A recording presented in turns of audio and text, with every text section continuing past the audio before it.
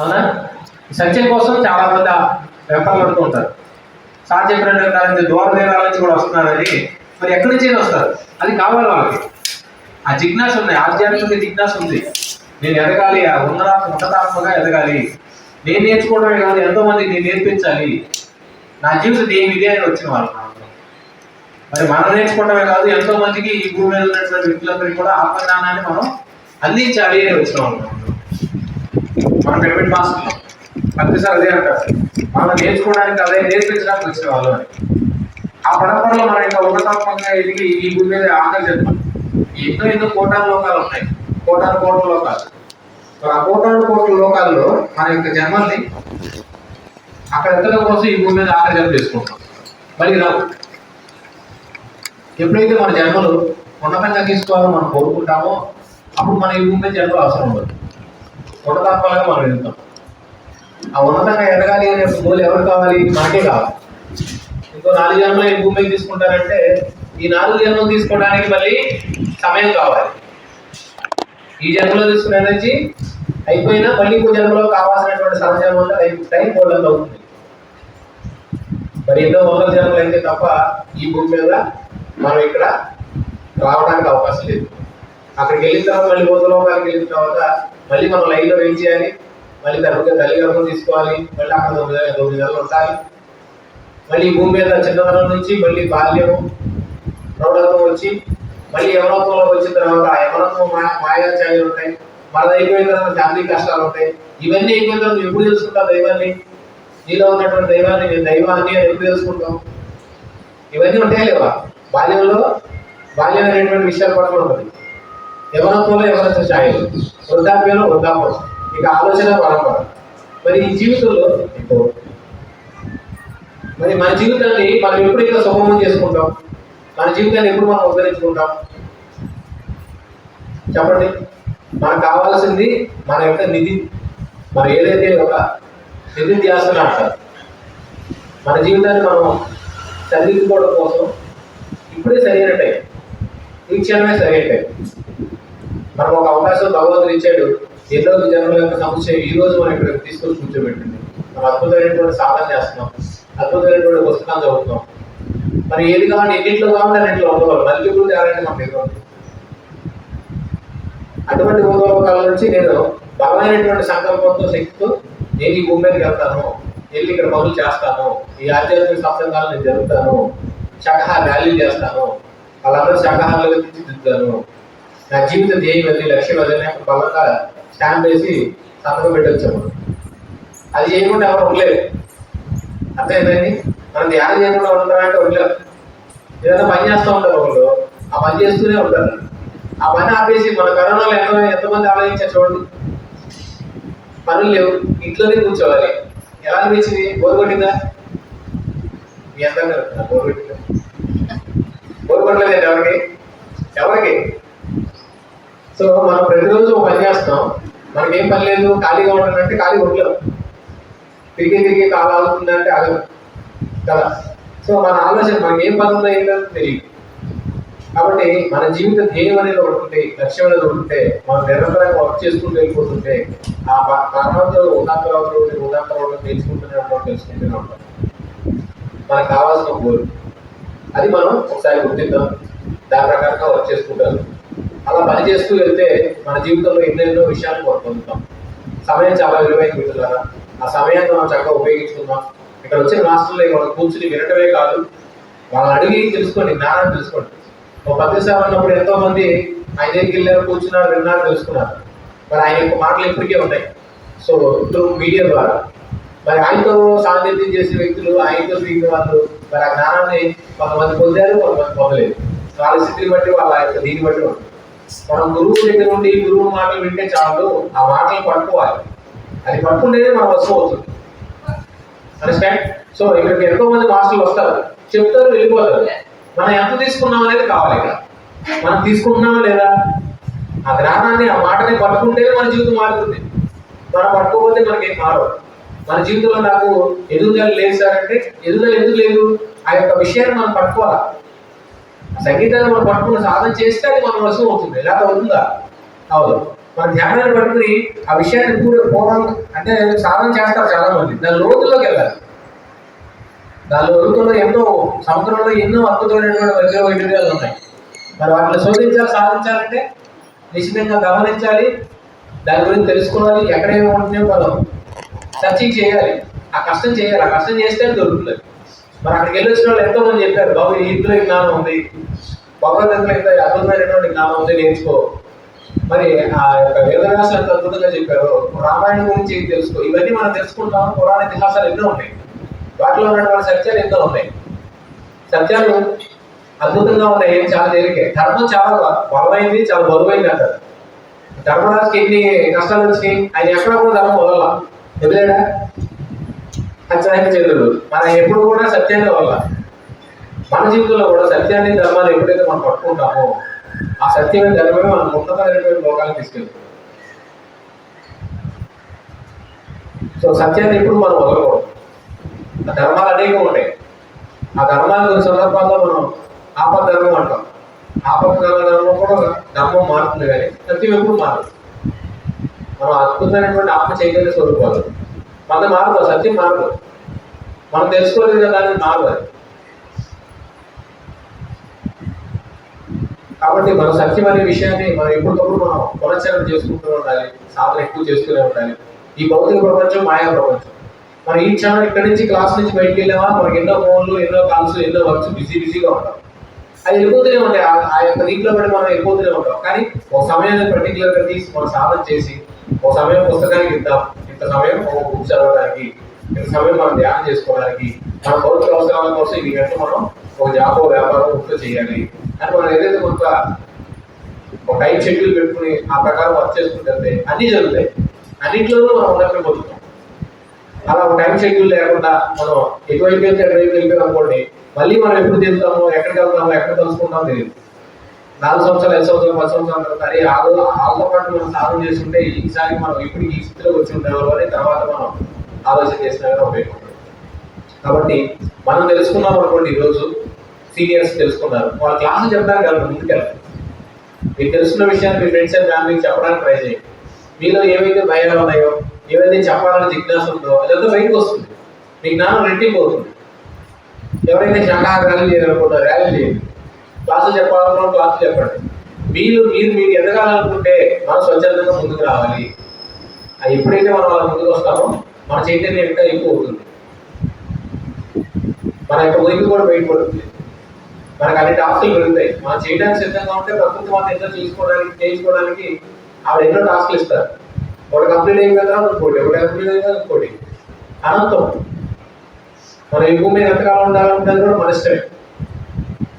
మనకి అవసరం లేదు, ఇష్టం లేదు, నాకు జీవితం మీద జిజ్ఞాస లేదు, నేను వెళ్ళిపోవాలనుకున్నాం, ఏదో ఒక అనారోగ్యం వచ్చింది వెళ్ళిపోతుంది. మన ప్రయాణం కావాల్సింది ఒక ఆలోచన మనలోనే ఉంది.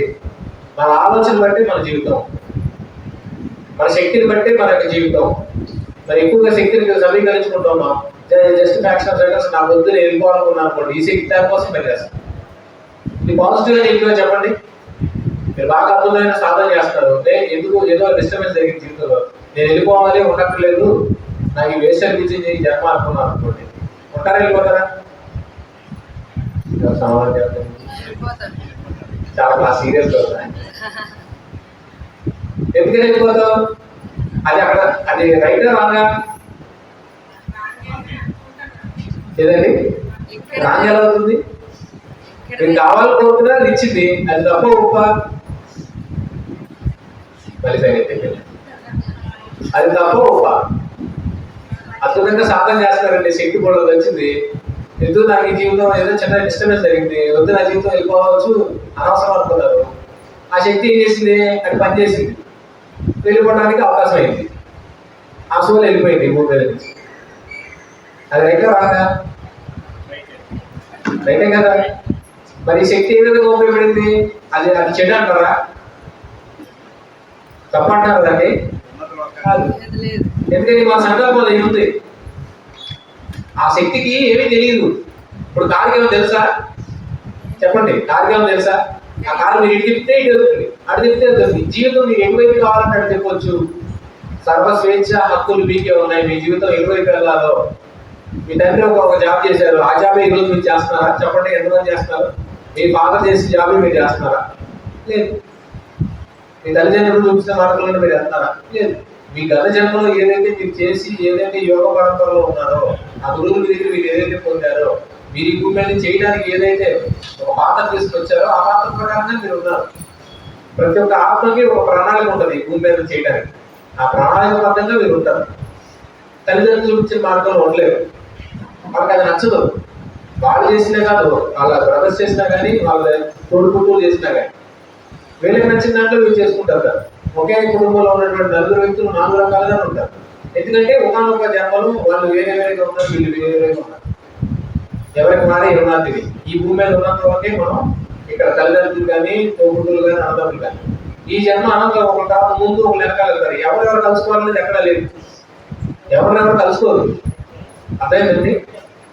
ఒకనొక స్టేజ్ లో మీకు కొంచెం దూరంగా కొంచెం దగ్గరగా ఉండాలనుకున్న వ్యక్తులు అందరూ దగ్గర కలుసుకోవడానికి అవకాశం ఉంటుంది. ఒక ప్రణాళిక అంతే. కాబట్టి మనం ఇక్కడ ఈ జీవితాన్ని మనం జీవించడానికి మనకు ఒక సంకల్పం శక్తి ఉంది కాబట్టి కాబట్టి ఇక్కడ తప్పులు అనేది ఆ శక్తికి లేవు. మీరు వద్దనుకున్నారు వెళ్ళిపోయారు. నేను ఉండాలి, ఈ భూమి మీద అద్భుతంగా జీవించాలని ఒక సంకల్పం తీసుకున్నందుకు అవుతుంది. అది నువ్వు ఒప్పు అంటారా? చెప్పండి. సోలు వద్దనుకోతే వెళ్ళిపోయింది. ఆ శక్తికి తెలియదు. ఆ శక్తి ఏదనుకుంటే జరిపిస్తుంది. భగవంతుడు నువ్వు ఏం కావాలో కోరుకుంటే ఇస్తున్నారు. ఒక పిల్లడు ఉంటాడు, తండ్రి ఏం చేస్తాడు? నాయన ఇది వద్దునైనా అంటే ఇప్పుడు ఉన్నటువంటి సమయంలో నీకు ఫోన్ వద్దురా, వేసిరా, నీ జీవితం పాడైపోద్దురా, నీకు బైక్ వద్దురా, చక్కగా చదువుకోరా, ఈ సమయంలో నీకు ఫోన్ బైక్ ఎందుకురా అంటాడు అనుకోండి.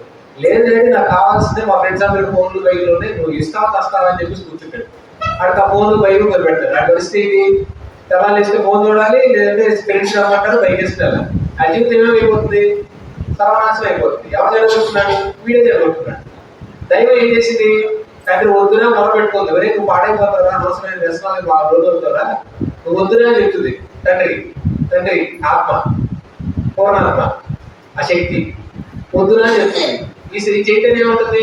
యంగ్స్టర్ సోల్ అనమాట. ఏ కానీ నాకు కావాల్సిందే, నువ్వు నాకు ఏం చేస్తావు తెలిసి తాకట్టు పెట్టారన్నాక బైక్ని ఫోన్లు కొనిపెట్టారంట. ఇస్తుంది. ఎవరా ఇస్తుంది? ఆ జీవితం అయిపోతుంది, ఇబ్బంది అయిపోతుంది. అనవసరంగా మూడు సమయాన్ని ఏదో యాక్సిడెంట్ అయిన తర్వాత అప్పుడు తెలుసు, డాడీ మీరు వద్దన్నారు డాడీ, నేను అనవసరంగా బైక్ వేసుకెళ్ళాను, యాక్సిడెంట్ జరిగింది. ఆ రోజు మీ మాట అంటే బాగుండేది అని ఫీల్ అవుతుంది కదా. సో ఆ దైవానికి ఏం తెలియదు. ఆ దైవానికి మీకు ఏది కావాలని నిర్మల హృదయంతో ఉంటుంది. మీకు ఏది కావాలని మీ జీవితంలో ఇస్తుంది. ఇక్కడ కావాల్సిన ఎవరికి ఆలోచన విధానం ఎవరికి ఉండాలి? ఆ పిల్లోడికి ఉండాలి కదా. ఆ పిల్లోడికి ఆ చిన్నపిల్ల వయసులో వస్తుందా? కాదు. వాడికి ఏం కావాలి? జ్ఞానం కావాలి. మన యొక్క శరీరం కూడా అలాగే ఉంటుంది. మనం ఈ భూమి మీద ఎంతో మంది యోగీశ్వరులు ఉన్నారు. వాళ్ళ ముందు వచ్చి సత్యాలు చెప్పారు. ఒక భగవద్గీతలో ఉందంటే శ్రీకృష్ణ పరమాత్ముడు ఏం చెప్పాడు, అర్జునుడికి ఏం చెప్పాడు, మరి ఆ యొక్క రఘుసాదేవులు వీళ్ళందరూ ఉన్నారు. అట్లా ఒక్కొక్కరు ఒక్కొక్క పాత్ర ఉంది. భీముడు ఉన్నాడు, అర్జునుడు ఉన్నాడు, రఘులు సహదేవులు వీళ్ళందరూ ఒక విధంగా ఉన్నారు. మరి కౌరవులు ఉన్నారు, పాండవులు ఉన్నారు. 2 వర్గాలు, మరి 100 మంది, వీళ్ళ 5. సో ఇదంతా ఏం జరిగింది, ఏం చెప్తుంది మనకి? మన జీవితంలో మనం ఎలా ఉండాలని చెప్తుంది. దాని విషయాన్ని తెలుసుకోవాలి. మనం ఆ జ్ఞానాన్ని మనం పొందాలనుకోండి, మన జీవితంలో ఎన్నో ఎదురవుతున్నప్పుడు వీటిని మనం ఉపయోగించుకుంటాం. ఏదో సందర్భంలో మనకు తెలియనటువంటి క్వశ్చన్ వస్తుంది, దాన్ని మనం ఆన్సర్ చేయాలి. 1వ తరగతి వాడికి ఏంటి, వాడి ఇంతవరకు నేర్చుకోలేదు. వాడి 1వ తరగతి చాలా టాస్క్లా ఉంటుంది. ఉంటుందా? ఫైనల్ ఎగ్జామ్ రాసేటప్పుడు పక్కన దాన్ని చూస్తాం. ఎందుకంటే చదివినంత గుర్తుంటుంది, కానీ ఆ టైం గుర్తురాదు. టెన్షన్, అదే ఇది కరెక్టేనా కాదా? అది పరీక్ష అనమాట. అది కానీ పరీక్ష కదా, ఒక అగ్ని పరీక్షలు కదా. 5వ తరగతి పిల్లడికి అది చదివితే మొత్తం ఒక సంవత్సరం మొత్తం చదువుతాడు. అడిచిన క్వశ్చన్లు ఎగ్జామ్ లో కూర్చుని హాల్లో ఆలోచించుకుంటూ ఉంటాడు. అక్కడ చాలా కరెక్ట్గా చదవలేదు. అట్లాగే మన జీవితంలో మనం ముందుకెళ్ళాలంటే చదివినంతా కూడా మళ్ళీ ఎగ్జామ్ రాయాల్సి ఉంటుంది. ఆ జ్ఞానాన్ని మనం ఉపయోగించాల్సి ఉంటుంది. ఈ భూమి మీద జ్ఞానం అంత అనంతం ఏంటి? అందుకోసమే ఆ ఓదోల కాలం నుంచి ఈ భూమి మీదకి వస్తాం. ఒక తల్లిదండ్రులు ఎలా అయితే స్కూల్కి పంపిస్తారో అలాగే మనం ఆ ఓదోల కాలం నుంచి ఈ బడికి వస్తాం. ఈ బడిలో ఉంటే కొంతకాలం నేర్చుకుంటాం, మళ్ళీ ఆగేస్తాం. కానీ ఇప్పుడు ఉన్నటువంటి వాళ్ళకి ఏం తెలుస్తుంది? ఆ ఓదోలోకాల గురించి, సత్యాల గురించి, ఆత్మ గురించి ఎవరికేం తెలియదు. ఏడేమనుకుంటారు? అయ్యా నా ఆరోగ్యం పాడైపోయింది, నా జీవితం పాడైపోయింది, అర్థం అయిపోయింది, ఇష్టం అయిపోయింది. జీవితం అంతా ఏడుస్తూనే ఉంటాడు. ఎందుకు ఏడుస్తున్నావు అంటే నా ఆరోగ్యం బాగోలేస్తారంట. ఇప్పుడు ఏం చేస్తున్నావు అంటే ఏమో తెలియస్తారంట. ఇప్పుడున్నటువంటి ఆనందాన్ని వెతుకు పొందట్లేదు. నీకేదో అనారోగ్యం ఉందని, దీనికి డబ్బులు లేవని ఎందుకు ఫీల్ అవుతున్నావు? ఫీల్ అవ్వాల్సిన అవసరం ఏంటి? మనం ఎప్పుడు కూడా ఫస్ట్ క్లాస్ నుంచి 10th క్లాస్ వరకు వచ్చాడు పిల్లడు ఎదుగుతున్నట్ట వాడు సమయం వృధా చేస్తున్నట్ట చెప్పండి, ఎదుగుతున్నట్టుగా కాదా? ఇప్పుడు ఎవరైనా కానీ పురోగతి చెందుతున్నారు కదా, తిరోగతి ఎప్పుడైనా ఎదుగుతూనే ఉన్నారు, ఎందుకు ఎదుగుతున్నారు కదా దాంట్లో మాత్రం అలా అది వాస్తవం కదా, వాస్తవమే కదా. సో మరి అలాంటప్పుడు మనం ఈ భూమి మీదకి వచ్చి లాస్ ఎక్కడ పోయాం చెప్పండి? మనం ఎప్పుడు కూడా లాస్ అయిపోలేదు. మరి ఎంతో జ్ఞానాన్ని మనం పొందుతున్నాము, అనుభవాలు సారాలి భూమి మీద రావడమే దానికోసం వచ్చాం, అనుభవం కోసం వచ్చాం. మనం ఒక 100 కోట్లు ఖర్చు 100 కోట్లు కూడబెట్టామండి, ఆ 100 కోట్లు ఎవరికి ఇచ్చారు వెళ్ళినప్పుడు? ఇది ఒక ఏటీఎం లాగా చేసుకుని బ్యాంక్ అకౌంట్ వేసుకుని ఏటీఎం పట్టుకు వెళ్ళి ఒక 100 రూపాయలు అక్కడ డ్రా చేసుకుంటారా? లేదు కదా. ఈ భూమి మీద నా ధనంతో ఆనందించడానికి ఆనందించాలి, మన తల్లిదండ్రులు చూసుకోగలగాలి, ఫ్రెండ్స్ చూడగలగాలి, ఈ ధర్మాలు ఏంటో ధర్మాలు చేయాలి, ఏమైనా సేవా కార్యక్రమాలు ఉంటే అవి చేయాలి. నువ్వు భూమి మీద ఎంత చేయగలవు అంత చేయాలి, నీ శక్తికి మేర వరకు ఎంత చేయగలవు అంత చేయగలగాలి. ఆ 100 రూపాయలకి నీకు తోడొస్తుంది. నువ్వు స్టాండర్డ్ అయితే ఏదైతే గొప్పతుందో దాన్ని చేయడానికి నువ్వు సంకల్పంతో ముందుకు రావాలి. కానీ అశాశ్వతమైన గురించి నువ్వు ఎంత పాటుపడి ఎంత కోట్లు కూడబెట్టుకున్నా కానీ నీతో రావు కదా, నీతో వచ్చేది అని తీసుకెళ్ళడానికి ట్రై చేయాలి, అవునా కదా. ఓ రాజు ఉన్నాడు, వాడేమంటాడు, నా ఓడి పాపాలు వెళ్ళిపోయి నా పాపాలన్నింటినీ ప్రాయశ్చిత్తం కావాలంటే ఎవరో తీసుకోవాలి, నా పాపాలు ఎవరు తీసుకుంటాడు అని రాజ్యం అంతా చాటే చేశాడు. అర్థమైందండి?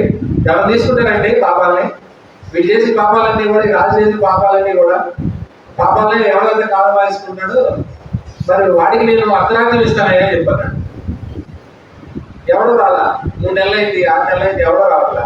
ఒకడు వచ్చాడు, రాజా నేను చెప్తాను మీ యొక్క దీనికి నేను పరిష్కారం చెప్తాను రాజా అన్నాడు. సరే రావు చెప్పు అన్నాడు.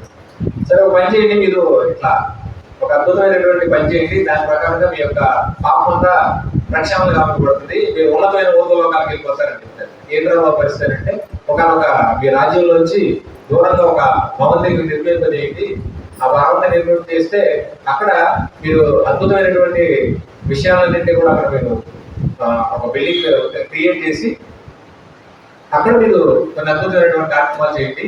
ఆ ప్రకారంగా జనాలందరూ కూడా నెగిటివ్ అనుకుంటారు, ఆ నెగిటివ్ అంతా వాళ్ళు ప్రతి ఒక్కరు కొంతమంది తీసుకుంటారు ఆ పార్టీ వేరుగా. అంటే ప్రతి చిన్నదాన్ని కూడా భూతత్వంలో పెట్టి చూడటం, వాడు ఏం చేస్తున్నాడో ఏం కావాలి, వాడు మంచి చేస్తున్నాడో చెడు చేస్తున్నాడో తెలియదు, తెలుసా తెలీదా? ఒక బైక్ మీద వెళ్తా ఉంటే ఏమనుకుంటారు, రకరకాలుగా అనుకుంటారు. వాళ్ళు ఈ పాపను పంచుకుంటారు లేదా?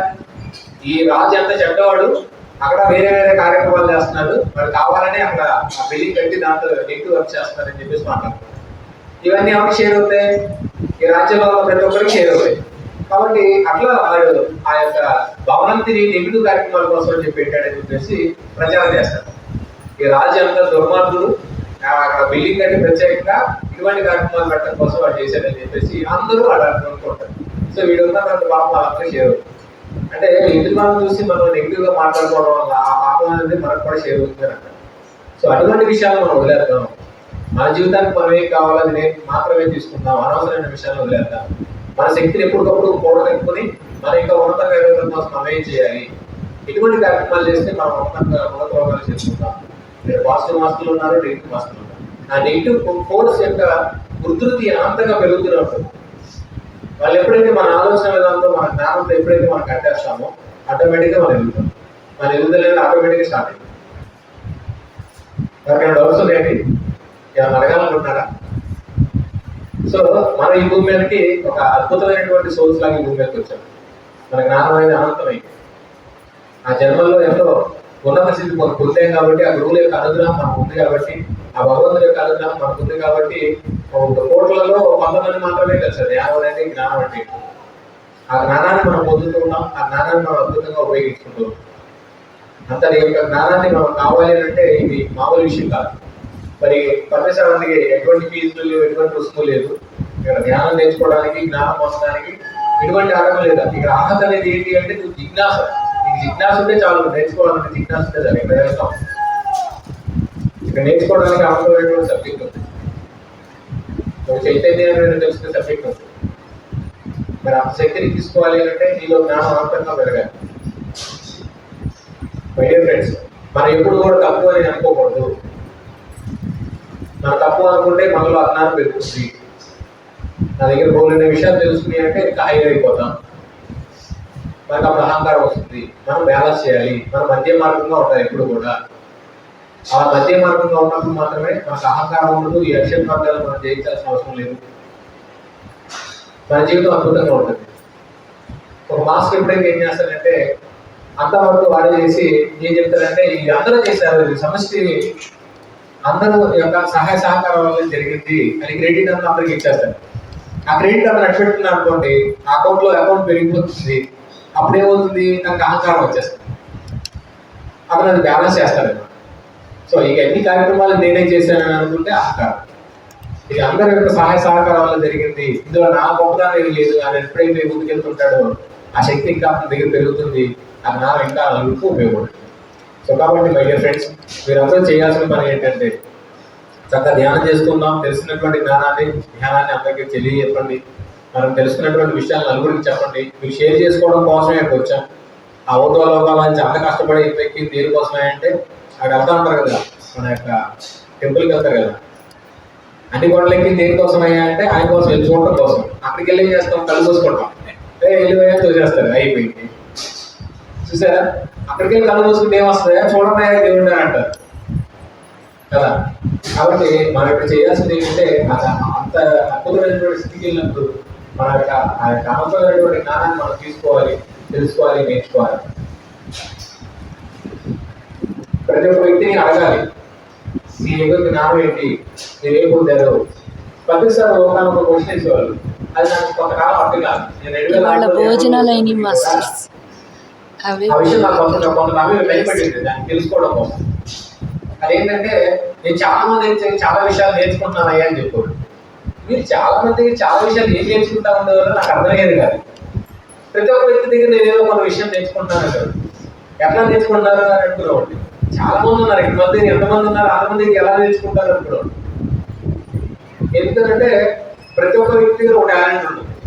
అతను ఎలా చేస్తున్నాడో, అతని జీవితం ఏంటి, అనుభవాలు వినేవాళ్ళే. అనుభవాలు వినేవాళ్ళు, పుస్తకాలలో చదివేవారు, మరి సక్సెస్ పీపుల్ స్టోరీస్ వినేవాళ్ళు, చదివేవారు. అలా చదవడం వల్ల ఏమవుతుందంటే ఒక వ్యక్తి జీవితాంతం ఆయన కష్టపడి నేర్చుకున్నటువంటి జ్ఞానంలో ఉన్నటువంటి మిమ్మల్ని అడిగారు అనుకోండి, సార్ మీ యొక్క జ్ఞానం ఏంటి చెప్పండి, మీరు భూమి మీద ఏం చేశారు, మీరు పుట్టి దగ్గర నుంచి ఏమేమి నేర్చుకున్నారు తెలుసుకున్నారు, మీరు ఏం చెప్తారు, సార్ నేను ఈ వయసులో ఎంతున్నానని ఒక సినిమా దాకా ఒక 10 గంటల 20 గంటలు కూర్చోబెట్టి చెప్తారా? మీ జీవితంలో ముఖ్యమైన ఘట్టాలు, మీ జీవితంలో వండర్ఫుల్ మిరాకిల్ అనుకున్న విషయాలన్నీ ఒక 4 విషయాలు నాకు చెప్తారు. సార్ నా పలానా పరిస్థితి, నాకు ఇలాంటి పరిస్థితుల్లో ఇబ్బందుల్లో నేను ఈ యొక్క డెసిషన్ తీసుకున్నాను సార్, దానివల్ల ఇలా జరిగింది అంటారు. అట్లా 4 మాటల్లో మీ జీవితం యొక్క గొప్ప విశేషాలను చెప్తారు. అప్పుడు నాకేం తెలుస్తుంది, ఓహో ఇలా జరిగినప్పుడు, ఇక్కడ జీవితంలో ఇలా జరిగినప్పుడు ఈ డెసిషన్ తీసుకోవడం వల్ల ఇలా మారింది. కాబట్టి మనం ఏం చేయాలి, ఆయన అంత కష్టపడి అంత తెలుసుకుని అంత నేర్చుకున్నటువంటి విషయాన్ని ఆయన పడినటువంటి 60 సంవత్సరాల జీవితం కష్టం అంతా కూడా నాకు 5 నిమిషాలు అర్థమైంది. 60 సంవత్సరాల యొక్క జీవితం అంతా కూడా నాకు 5 నిమిషాలు చెప్పారు.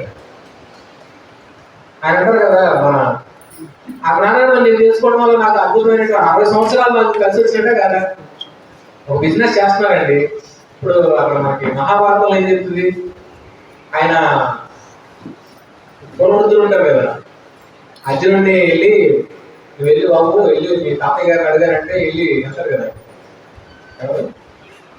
భీష్ముడి దగ్గరికి, ఆయన కాసేపులో చనిపోతున్నాడు, నువ్వు వెళ్ళి అడుగు అర్జున చెప్తానంటే ఎలా చనిపోతావు చెప్తా అంటే ఆయన అడుగుతాడు కూర్చుని, అత నేను మరి సంహరించాలంటే నా శక్తి చాలా లేదు, నువ్వు ఎంత చేసినా కానీ నేను ఎత్తుకెళ్తే నువ్వు పై చేస్తాను, నాకు అర్థం కాలేదు, తాతయ్య చెప్పాను అడుగుతాడు. చెప్తారా రాష్ట్రాలు చెప్పడానికి వెళ్ళి కూర్చుంటే అడిగితే చెప్తాడు. సో అట్లాగే అడిగి తెలుసుకున్నాడు ఆయన ఆ జ్ఞానం ఏంటి అని. అంతటి జ్ఞానాన్ని మరి ఆయన స్థిరించాలంటే తెలుసుకోవాలి అప్పుడు. సో విని తెలుసుకున్నారు ఆయన. నువ్వు ఏదైనా కావాలంటే అడిగి తెలుసుకోవాలి. మరి మన జీవితంలో అన్నీ చేయలేవు. కాబట్టి ఒక 60 సంవత్సరాల జీవితం 5 నిమిషాలతో నేను తెలుసుకోగలను. అందుకని ఆ 10 మాట అర్థం కాక మనం భయపడి అలా ఇప్పుడు ఎవరైనా ఏమి ఎక్స్పీరియన్స్ ఉంటాం, ఎలా ఉంటాం, ఒకళ్ళు చాలా ఇబ్బంది పడుతూ ఉంటారు, వాళ్ళ జీవితం మనం అనుభవించలేము. వాళ్ళ జీవితం ఎక్స్పీరియన్స్లన్నీ కూడా మనం వినడం వల్ల పుస్తకాలు రాయడం అందుకే 18 ఆది సూత్రాలు 10 సార్లు రాయడానికి గల ముఖ్య కారణం ఏంటంటే అందులో పౌర్ణమి అమావాస్య రోజుల్లో ధ్యానం చేయండి. మరి ఫీజులు విధానాలు ఏం లేవు, ధ్యానం అనేది అద్భుతంగా చేయండి. మరి మీ జీవితంలో చక్కగా ప్రకృతిలోకి వెళ్ళండి. మరి ప్రతి ఒక్క మాసంలో కూడా బుక్స్ రాయాలని చెప్పారా లేదా? పుస్తకాలు రాయాలి, మీ జీవితంలో జరిగినటువంటి విఫల విశేషాలు చెప్తే రాయాలి, ఫ్యూచర్ రావాలి అందించాలంట. మరి గౌతమ బుద్ధుడు ఇది కానీ మరి ఎంతో మంది మహానుభావుల పుస్తకాలు ఉన్నారు. లోక్సభ మాంబా గారి, వెంకటేశ్వర గారి, పరమ శివగానంద గారు. బాబాజీ గారు ఎవరో తెలుసు మనకి, పరమ శివగానంద గారు ఎవరో తెలుసు, విశ్వేశ్వర గారు ఎవరో తెలియదు, లాహిరి మహాశైలు ఎవరో తెలియదు, మన కాశీ ఉంది తెలుసుకున్నాం. మరి లాహిరి మహాశైల యొక్క ఆశ్రమం, ఆ సమాధి చూసాం. అట్లాగే ఆయన యొక్క స్టోరీస్ మనం చదివినప్పుడు ఆ మహానుభావుల యొక్క ఆయన చరిత్ర చదివినప్పుడు మనకు తెలుస్తుంది. ఆయనలో ఆయన గొప్పతనం ఉందో, ఆయన ఎన్ని కష్టాల గురించి ఆ జ్ఞానాన్ని పొందారు. ఇప్పుడు మనం అన్ని కష్టాలు పడకుండానే మన ఇంటికి వచ్చింది జ్ఞానం. మనం సాధన చేసుకుంటే దివ్యత్వం మనం తెలుసుకుంటాం. మరి ఏమీ మానకల్లా ఎటువంటి సంసారమైనటువంటి బాధ్యతలు పక్కన వదిలి పెట్టేసి హిమాలయాలకు అడుగుతో పాటుకోవాల్సిన అవసరం లేదు.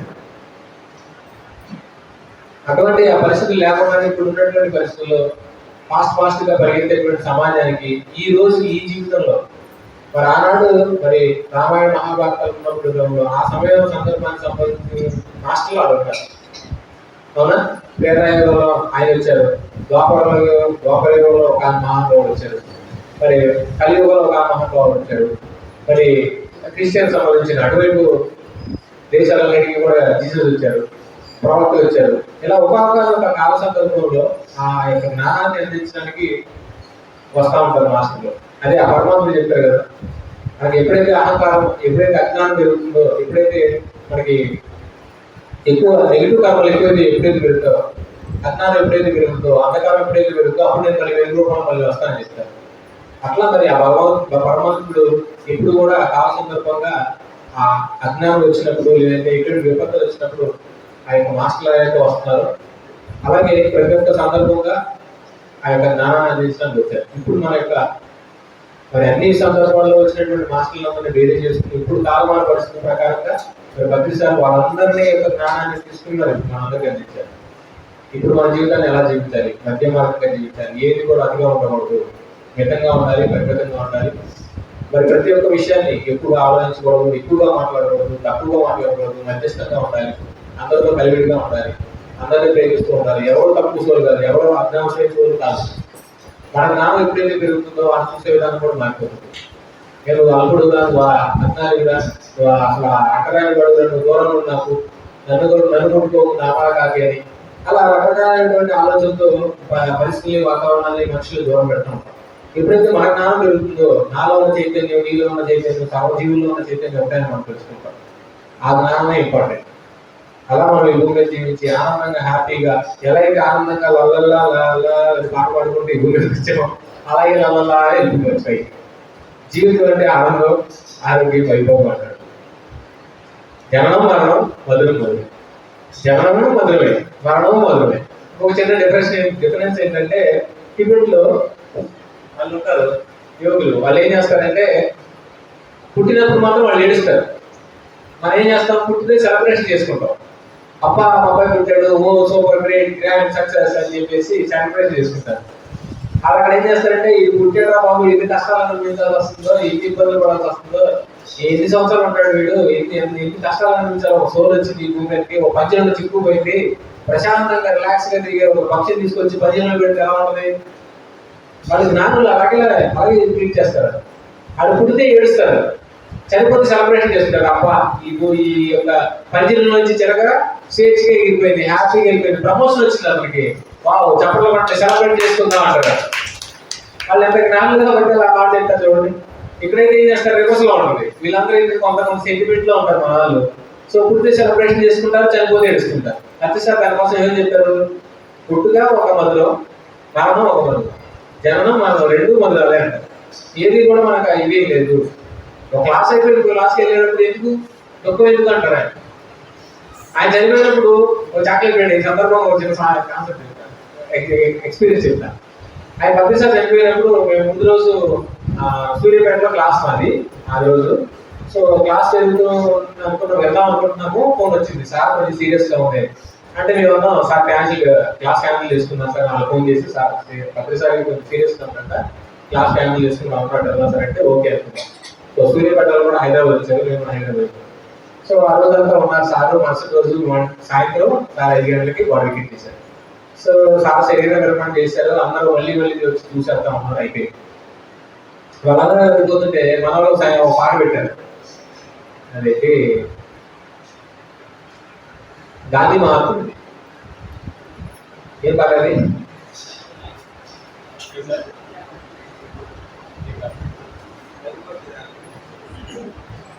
రఘుపతి రాఘవ, రఘుపతి రాఘవ రాజారాం అది ఒకటి పెట్టారు. తర్వాత ఇంకొక పాట పెట్టారు, చాలా ఏడుపు. అసలు ఇంకా ఆ పాట వింటుంటే ఇక అసలు అంతా గుర్తొచ్చి డిస్టర్బ్ అయ్యి రూపంలో ఆ చెట్లు కూడా ఏడుస్తూ ఏడుస్తూ అన్నారు. అంత శోక సముద్రం అయిపోయింది. శోక సముద్రం అయిపోతే ఇక నాకు అనిపించింది, పత్రిసారి ఏం చెప్పారు, అక్కడ చిన్నప్పుడు ఒక చిన్న ఆలోచన వచ్చినారు. ఆయన దర్శించుకుని వెనక్కి వెళ్ళాం. ఆయన చనిపోయినప్పుడు అందరూ ఇక్కడ ఏం చేస్తారు, చాక్లెట్లు పంచుతారు. ఎందుకు చాక్లెట్లు పంచుతారు? పుట్టినరోజుకి చాక్లెట్లు పంచుతారు, హ్యాపీ కదా. మరి చనిపోయినప్పుడు కూడా చాక్లెట్లు పంచారు అక్కడ. అదొక గ్రేట్ ఆపర్చునిటీ. ఒకసారి ఎగ్జాంపుల్ కొడుతున్నా, ఆయన సిచ్యువేషన్ చాక్లెట్లు పంచుతారు. ఆయన చూసుకుని వెనక నుంచి దాయించారు, వెనక నుంచి వచ్చేసాం. చాక్లెట్ తీసుకుని నోట్లో పెట్టుకుని తింటా వచ్చారు.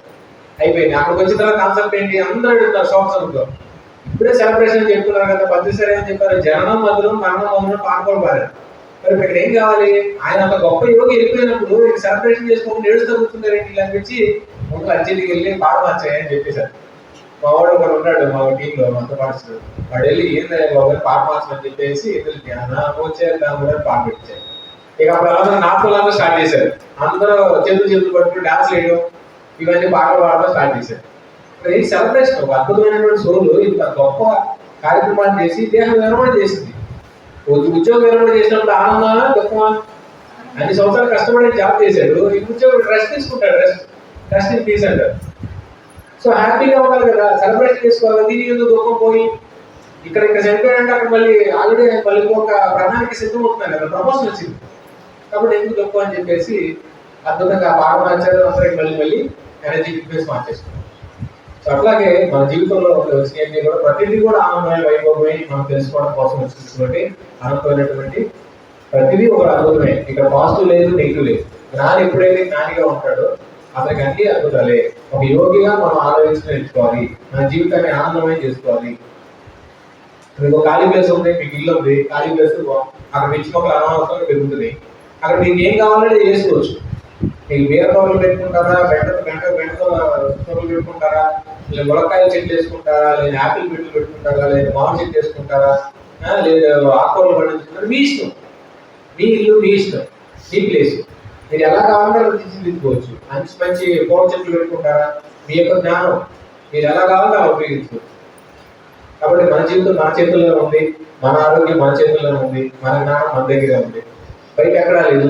వేరే వేరే మాస్కులు ఇంకేదో చెప్తున్నారు, చాలా మంది కొంతమంది గ్రూపులు చెప్తున్నారు రకరకాలైనటువంటి, నేను తక్కువ వాళ్ళు ఎక్కువ వాళ్ళు గొప్ప, వాళ్ళకి గోల్డెన్ శక్తులు ఉన్నాయి, మనం వాళ్ళ దగ్గర కూర్చుని సాధన చేయాలి, వాళ్ళ దగ్గర కూర్చుని వాళ్ళ దగ్గర తెలుసుకోవాలి, మనం చాలా తక్కువ తెలుసుకోండి, నేర్చుకోవడం తప్పలేదు. కానీ కొంతమందికి ఆధారపడుతున్నారు, ఆధారపడే క్షేత్రం ఉంటుంది. ప్రతిసారి అదే కాదు, నువ్వు ఎక్కడి దగ్గరికి వెళ్ళి ఎవరి దగ్గరికి వెళ్ళి తలవకాల్సిన అవసరం లేదు. నువ్వు నేర్చుకో. దేనికోసం? ఆత్మజ్ఞానాన్ని నేర్చుకోవడం కోసం వీళ్ళు కూర్చో, నేర్చుకో, కాళ్ళు పడుకో, కాళ్ళు నొక్కు, ఏదైనా చెయ్యి. నువ్వు బాధలు పడుతున్నా జ్ఞానాన్ని పొందు.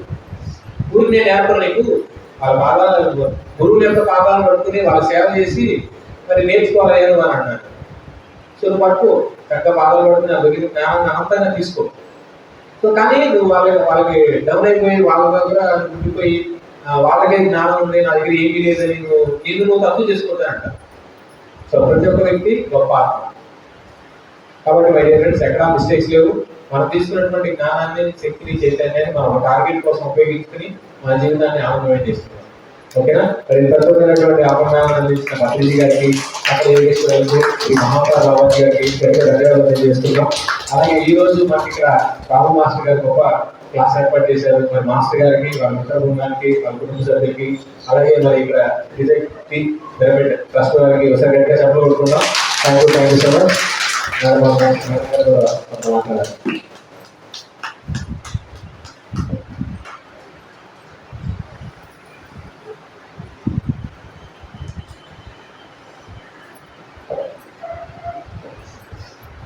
Thank you so much. ముందుగా నా జన్మనిచ్చిన నా తల్లిదండ్రులకు, శిశుపాశ్వతి గారికి, అలాగే నా జన్మాంతరానికి అవతార్ బాబాజీ గారికి, ఇక్కడ వచ్చేసిన అక్క బంధువులందరికీ, మా అత్తయ్య గారికి కూడా నా హృదయపూర్వక thank you so much. Claps అయితే చాలా దానిగా కొడతాం, క్లాప్స్ గట్టిగా పెట్టి కొడతారు. సో ఈరోజు అమావాస్య, మరి మార్నింగ్ నుంచి కూడా 3 hours మెడిటేషన్ చేశారు. నేను మీ అందరి ఎనర్జీస్ ఎంత ఫుల్గా ఉందంటే ఊరికి అలా కూర్చున్నా సరే కళ్ళు మూతపడిపోతున్నాయి. నెక్స్ట్ లోపల రామకృష్ణ పరమహంస గారిని చూశాను, నాకు ఆయన అంటే చాలా ఇష్టం. సో ఇంకోటి ఇది వచ్చేసేసి కాళికా అమ్మవారి టెంపుల్. నా ఒక చిన్న ఎక్స్పీరియన్స్ చెప్తాను. నేను నా ధ్యానంలోకి వచ్చిన కొత్తలో, అంటే నేను మెడిటేషన్ నేర్చుకున్న తొలి రోజుల్లో నాకు ఎక్కువగా అంటే మోరవరు కాళికమ్మ వారు, అలాగే శివుడి ఒక ఇమేజెస్ ఎక్కువ కనిపిస్తూ ఉంది. సో బాగా ఎంతగా అంటే కళ్ళు మూసుకుంటే చాలు వీళ్ళిద్దరు వచ్చేసేవారు. స్టార్టింగ్లో కొంచెం ఇబ్బంది అనిపించింది, తర్వాత నిదానంగా అర్థమైంది ఏంటంటే బహుశా నేను ఈ ప్రీవియస్ ఇన్కార్నేషన్స్లో ఎక్కడో వీళ్ళతో కనెక్ట్ అయి ఉన్నాను కాబట్టి నాకు ఈ జన్మల్లో వీళ్ళు కనిపిస్తున్నారు అనిపించింది. సో అది ఎట్లాగా అంటే శివుడు ఒక శక్తి అయితే కాళిక అమ్మవారి ఇంకా శక్తి వేరేగా ఉండేది. నాకు ఎప్పుడైనా ఇబ్బంది అనిపించినా, నేను డిస్టర్బ్ అయినా ఊరికే నాలో ఆవిడ వచ్చేసారి కళ్ళు మూసుకుంటే అక్కడ కనిపించేది. సో అట్లాగా ప్రతిసారి నాకు అదే జరగటము. పెళ్లిలో కూర్చున్నా సరే నాకు ఆవిడ విజన్ సాక్షాత్కారం కనిపించడము, డ్రీమ్స్లో కూడా చాలాసార్లు ఆవిడ కనిపించడము. నేను ఏ టెంపుల్ ఆవిడ టెంపుల్ స్పెషల్గా వెళ్ళినా సరే, ఎక్కడికైనా సరే దర్శనాలు అనేవి చాలా ప్రాముఖ్యంగా నాకు జరగడం జరిగేది. డ్రీమ్లో కూడా ఆవిడ అభయహస్తం నాకు కనిపించడము ఇట్లా జరుగుతూ ఉంది. ఆ తర్వాత మ్యారేజ్ అయిన తర్వాత హిమాలయస్కి మేము ఇప్పటికి 2-3 సార్లు వెళ్ళొచ్చాము. ఫస్ట్ టైం బాబాజీ గారి కేవ్స్కి వెళ్ళినప్పుడు పైన పాండవపూరికి వెళ్ళాము.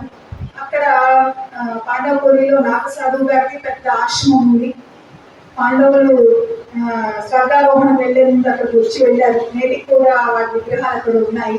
సో ఫస్ట్ టైం వెళ్ళినప్పుడు ఏం కాదు, కానీ సెకండ్ టైం మళ్ళీ మేము ఇంకోసారి వెళ్ళినప్పుడు అక్కడ నాగసాధువు గారు ఒకరు ఉండటము. ఆయన ఏజ్ చాలా ఉంది. సో హిందీలో మాట్లాడుతూ ఉన్నారు. ఆ తర్వాత మేము వెళ్ళి కూర్చున్నాము. ఆయన నాతో మాట్లాడారనమాట. మాట్లాడుతూ అన్నారన్నమాట, నీ గత జన్మల్లో నువ్వు తంత్ర విద్య బాగా చేశావు, మరి ఈ జన్మలో కూడా నువ్వు కోరుకుంటే నీకు ఆ విద్య వస్తుంది అన్నారు. అన్నప్పుడు నేను చిన్నగా నవ్వానమాట. ఎందుకు అంటే అసలు ఆ స్టేజెస్ మనకు అవసరం లేదు. ఆ జన్మలో తెలియగా అంటే అప్పుడు యొక్క ఫ్రీక్వెన్సీ ఏంటి అంటే ఈ విద్యల మీద ఎక్కువ బేస్ అయ్యేవాళ్ళం. తంత్ర విద్య, లేకపోతే మంత్ర విద్య, లేకపోతే ఇలాంటివి ఏవైతే ఉన్నాయో వాటి మీద బాగా చేశారు. సో ఇంకా ఏంటి అంటే ఈ అమావాస్య ప్రాముఖ్యత ఎంతమందికి తెలుసో తెలియదు, కానీ అది నిజంగా ఈరోజు చాలా ఇంపార్టెంట్ డే. మనం పౌర్ణమికి ఎట్లాగే అనుకుంటామో అట్లాగే అమావాస్య కూడా. సో చాలా మంది ఈ అమావాస్య నాడు ఎవరు ఎక్కువగా దీన్ని యూజ్ చేస్తారు? ఎవరు? తాంత్రిక విద్యలో ఉన్న వాళ్ళు యూజ్ చేస్తారు. సో ఈ రోజు ఎవరిని ఆవాహన చేస్తారు? షాకిని, ఠాకిని, హాకిని, తాకిని ఇలాంటివన్నీ కూడా ఆవాహన చేస్తారు. జనరల్ గా మీరందరూ షాకిని దయ్యం పడుతుంది అంటారు, లేదా హాకిని దయ్యం పడుతుంది అంటారు, పిశాచి అంటారు. అది వీళ్ళందరూ ఎవరు? ఒక్కసారి కనుక మనము ఈ లలితా సహస్రనామంలో చూస్తే కనుక ఈ పేర్లన్నీ కూడా అమ్మవారి పేర్లన్నీ కూడా కనిపిస్తాయి. ఆవిడ ఎవరి వీళ్ళంతా అనుచరులు, వీళ్ళంతా కూడా. అలాగే ఈ శరీరంలో ఈ 6 చక్రాస్ కి ఒక్కొక్క దానికి ఒక్కొక్క అధిష్టాన దేవత ఉంటారు. వీళ్ళందరికీ వీళ్ళకి సంబంధించిన వాళ్ళు. వీళ్ళు ఏం చేస్తారు? వాళ్ళ యొక్క దాంట్లో గ్రిప్లు తీసుకొని వాళ్ళు ఆ యొక్క ఎనర్జీస్ యూజ్ చేసుకుని వాళ్ళు ఉపాసిస్తారు. యాక్చువల్లీ కాళికాంబ వారిని టిబెట్ లో తారామాయిగా పూజిస్తారు. గ్రీన్ తారా అని కూడా అంటారు అన్నమాట. ఆవిడ కనుక ధ్యానంలో వాళ్ళకి ప్రసన్నం అయితే వాళ్ళ లైఫ్ టర్న్ అయిపోయినట్టే. చూడండి, ఒక్కొక్క చోట ఒక్కొక్క పేర్లు వేరే, కానీ వాళ్ళే ఎటు తిరిగి వచ్చిన ముఖ్యంగా అంటే మనం ఇటెళ్ళినా అటెళ్ళినా ఇదే ముక్కు. అదేవిధంగా మనం ఏ ప్రాంతాలు చెందినప్పటికీ కూడా ఆ మాస్టర్స్ ని అక్కడ వేరే విధంగా పలుకుతూ ఉంటారు.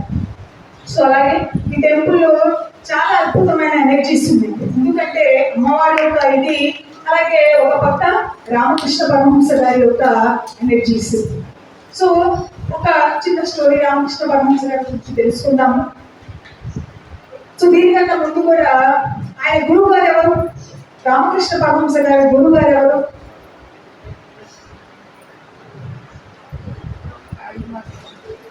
ఎవరండి? ఎవరు? కాదండి, ఆయన గురువు గారి పేరు తోతాపురి గారు. కొట్టని క్లాస్ వస్తారండి తోతాపురి గారు. ఈయన ఒక మారుమూల, అంటే పంజాబ్ అటువైపు మారుమూల గ్రామంలో ఉన్న ఒక ఫ్యామిలీకి చెందిన పర్సన్ అన్నమాట. ముస్లిం ఫ్యామిలీకి బిలాంగ్ చేస్తే ఒక పర్సన్. ఆయన వాళ్ళ ఫ్యామిలీలో చాలా మంది పిల్లలు ఉన్నారన్నమాట, గొర్రెలు కాసుకునే వాళ్ళు. అయితే చిన్నప్పటి నుంచి కూడా ఈ గొర్రెలను కాస్తూ ఉండేవారు. ఇంకా నిదానంగా దీనికి చదువు అవ్వలేదు. అప్పటి రోజుల్లో చదువు అంటే ఏ చదువు చదువుతారు, ఎలాంటి విద్యలు ఉంటాయి? ఇప్పుడున్న టెక్నాలజీ లాగా సైన్స్, కంప్యూటర్స్, మ్యాథ్స్, ఫిజిక్స్ నేర్పిస్తారా? ఇంజనీర్ కావాలి, అది ఇంకోటి కావాలి పిల్లలు చెప్తారా? కాదు. వాళ్ళు కొన్ని గొర్రెల్ని కాసుకొని ఆ లెక్క పెట్టుకొని అది సరిగ్గా ఇంటికి తీసుకొచ్చుకుంటే చాలు. అవునా? మరి అంతకుమించి అక్కర్లేదు. దేవుడు అంటే మనకు అందరిలో దేవుడు కల్పిస్తాం. సో ఈ పిల్లవాడు ఏంటంటే ఈ చెట్లకు పొట్లకు అలవాటు పడతాము. ఆ తర్వాత ఈ పక్షులతో మాట్లాడేవాడు. అంత చిన్న ఏజ్ లోనే పిల్లాడు పక్షులతో మాట్లాడేవాడు. తోక అంటే చిలకలు ఆయన వస్తే చాలు, చిలకలు ఆయన వెంబడి పడేవి, పక్షులు ఆయన వెంబడి పడేవి. సో అట్లానే యాక్చువల్లీ ఆయన పేరు ఏదో ఉంటుంది, కానీ అక్కడ ఉన్న వాళ్ళంతా కూడా తోట తోట తోట అని పిలిచేవారు. అంటే చిలక చిలక చిలక అని. ఎందుకంటే ఇప్పుడు చిలకలతో మాట్లాడుతూ ఉంటాడు అని. సో కొన్నాళ్ళు ఇట్లాగా వీటితో సంచరించిన తర్వాత ఆయనకి ఎప్పుడు ఎన్నేటి కలిగిందో ఆయనకే తెలియదు. చూడండి, ఎప్పుడు కూడా మాట్లాడుతా ఉన్నాం అనుకోండి, ఏమవుతుంది ఒక నాటికి ఆ మాటలే మనకి ఎదురుగా అవే థాట్స్ బయటకు వస్తాయి. మనము ఎక్కువగా మౌనంగా ఉంటే మన లోపల ఉన్న అంతర్చైతం ఏదైతే ఉందో మన ఆలోచన అంటామో ఆ ఆలోచనలు మనకు ఉండవు. ఎందుకని? బాహ్యంగా మాట్లాడడానికి ఏం లేదు. ఏమైనా ఉంటే కదా, ఫిజికల్ గా మనం ఏదైనా ఉంటే, ఫిజికల్ గా మాట్లాడుతూ ఉంటే దానికి సంబంధించి రిలేటెడ్ ఆలోచనలే వస్తాయి. అవునా? లేకపోతే రావు కదా. వస్తాయా? ఇప్పుడు టెంపుల్కి వెళ్ళాలి, మ్యారేజ్కి వెళ్ళాలి అనుకున్నాం. ఫర్ ఎగ్జాంపుల్కి మ్యారేజ్కి వెళ్ళాలి అంటే ఒక 10 రోజుల ముందు నుంచి మన ఆలోచనలు ఉంటాయి. ఎంత రక్షణ చదివించాలి, ఏ బట్టలు వేసుకోవాలి, లేడీస్ ఏ జ్యువెలరీస్ ఏ వేసుకోవాలి, 10 రోజుల ముందు నుంచి ప్లానింగ్ చేస్తూ ఉంటారు. 10వ నాటికి వెళ్తాం. కళ్ళు మూసుకున్నా, లేచినా, మాట్లాడినా, ఎవరితో ఫోన్ చేసి ఉన్నా రోజు పెళ్లికి వెళ్తా ఉంటారు. ఎప్పుడో పెళ్లికి ఇప్పటి నుంచే హంగామా చేస్తూ ఉంటారు. అంటే ఆ థాట్స్ అంటే ఏదైతే ఎక్కువ ఎక్స్ప్రెస్ చేస్తూ ఉంటారో మన ఆలోచనలు కూడా అవే ఉంటాయి. అది మనం మౌనంగా ఉంటే, మన భాష మౌనం అయిపోతే, ఎప్పుడైతే మౌనం అవుతామో అప్పుడు లోపల చాంబర్ ఓపెన్ అవుతుంది. లోపల చాంబర్ ఎప్పుడైతే ఓపెన్ అవుతుందో అప్పుడు మనం విశ్వంతో కనెక్ట్ అవుతాం. అప్పుడు ప్రతి దాంట్లో కూడా మనకి భగవంతుడు కనిపిస్తాడు. అంతేనా? ఈ ప్రాపంచికంగా ఉన్న వాళ్ళతో మీరు ఎన్నే తిరిగినా సరే మీకు ఆత్మ సాక్షాత్కారం కలగదు. దైవాన్ని పట్టుకోవాలంటే లోపల ఎంటర్ అవ్వాలి, అప్పుడే మీరు దైవంతో కనెక్ట్ అవుతారు. అవునా? సో అట్లాగా ఈ పక్షులతో వాళ్ళతో తిరుగుతూ ఉండేవాడు. ఒకరోజు ఒక వ్యక్తి వచ్చి ఆయన చూసి అంటారు, అయ్యా ఎన్ని రోజులు ఇక్కడ ఉంటావు, నీకు రా, నేను మంచి శిక్షణ ఇస్తాను అంటారు. సరే అని చెప్పేసి కొన్నాళ్ళు ఆయనతో శిక్షణ పొందుతారు. ఆ తర్వాత నేను ఫ్యామిలీకి వెళ్ళి చెప్తారనమాట, నేను ఇక సన్యాసం తీసేసుకుంటాను అని. అప్పట్లో సన్యాసం అంటే ఒక అద్భుతమైన శక్తి. మా ఫ్యామిలీలో ఒకడు అమెరికా వెళ్ళాడు అంటే ఎంత గ్రేట్ గా ఫీల్ అవుతారో, మా వాడు యుఎస్ఏ లేదా యూకేలో ఉన్నాడు ఎంత గ్రేట్ గా ఫీల్ అవుతారు. అట్లాగా అప్పటి రోజుల్లో మా వాడు సన్యాసం తీసుకున్నాడు అంటే అంత గ్రేట్ గా చెప్పుకునేవాడు. అంటే సన్యాస దీక్ష తీసుకున్నాడంటే భగవంతుడిని తెలుసుకుంటానికి వెళ్ళిపోతున్నాడు అని. అంతేనా? సో చూడండి, అప్పుడు ఎడ్యుకేషన్ కి ఇప్పుడున్న ఎడ్యుకేషన్ కి డిఫరెన్స్. అప్పుడు భగవంతుడి కోసం పంపించేవాళ్ళు, ఇప్పుడు డబ్బుల కోసం పంపిస్తున్నారు, పేరు కోసం పంపిస్తున్నారు. మా వాడు అమెరికాలో ఉన్నాడంటే గ్రేట్, వాడు ఎప్పుడు వస్తాడో, అసలు అక్కడే గ్రీన్ కార్డ్ తీసుకుని వస్తాడా, అక్కడే ఉంటాడా, లేకపోతే తల్లిదండ్రులని చూస్తాడా లేదా సెకండరీ.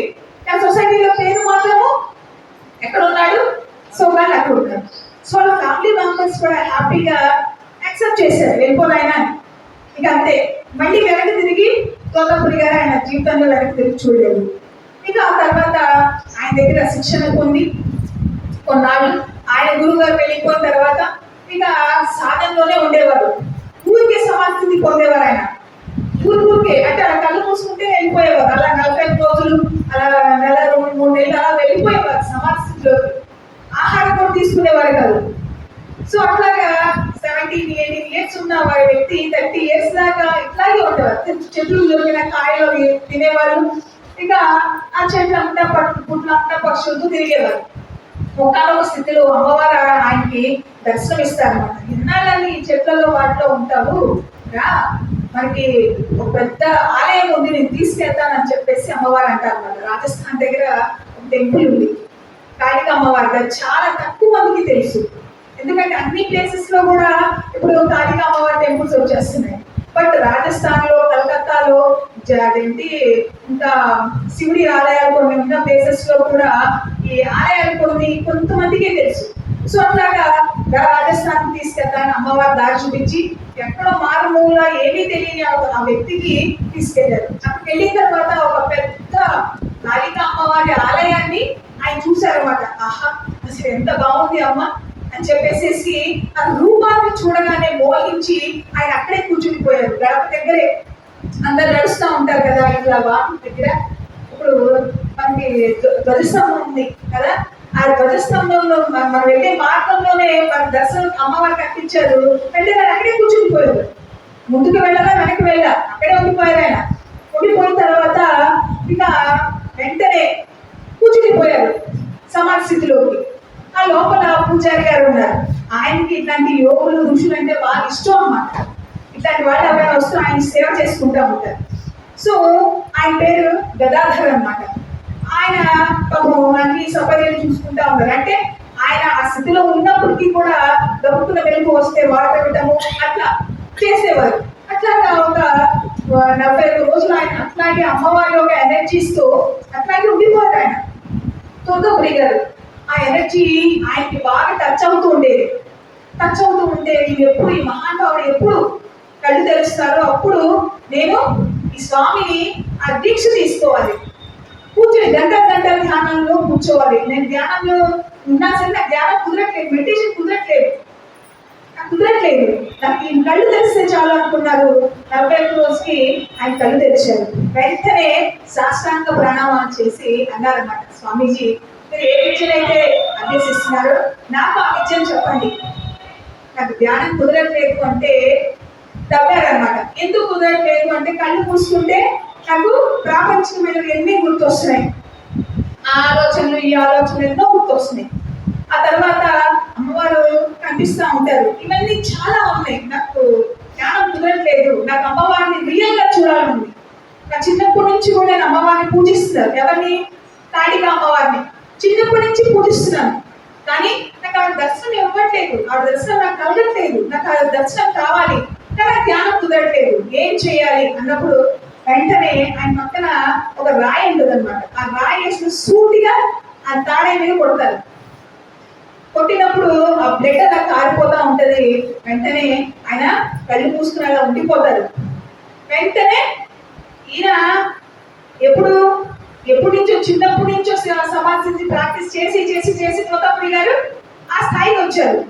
ఎప్పుడైతే గురువు టచ్ చేశారు, ఆ స్టోన్ పెట్టి కొట్టారు, ఫింగర్ కూడా టచ్ చేయలేదు, వెంటనే ఆ స్టోన్ పెట్టి కొట్టారు. వెంటనే ఆయన వెళ్ళిపోయారు. ఎట్లాగా? ఆ యొక్క సమాధిలోకి వెళ్ళిపోయారు.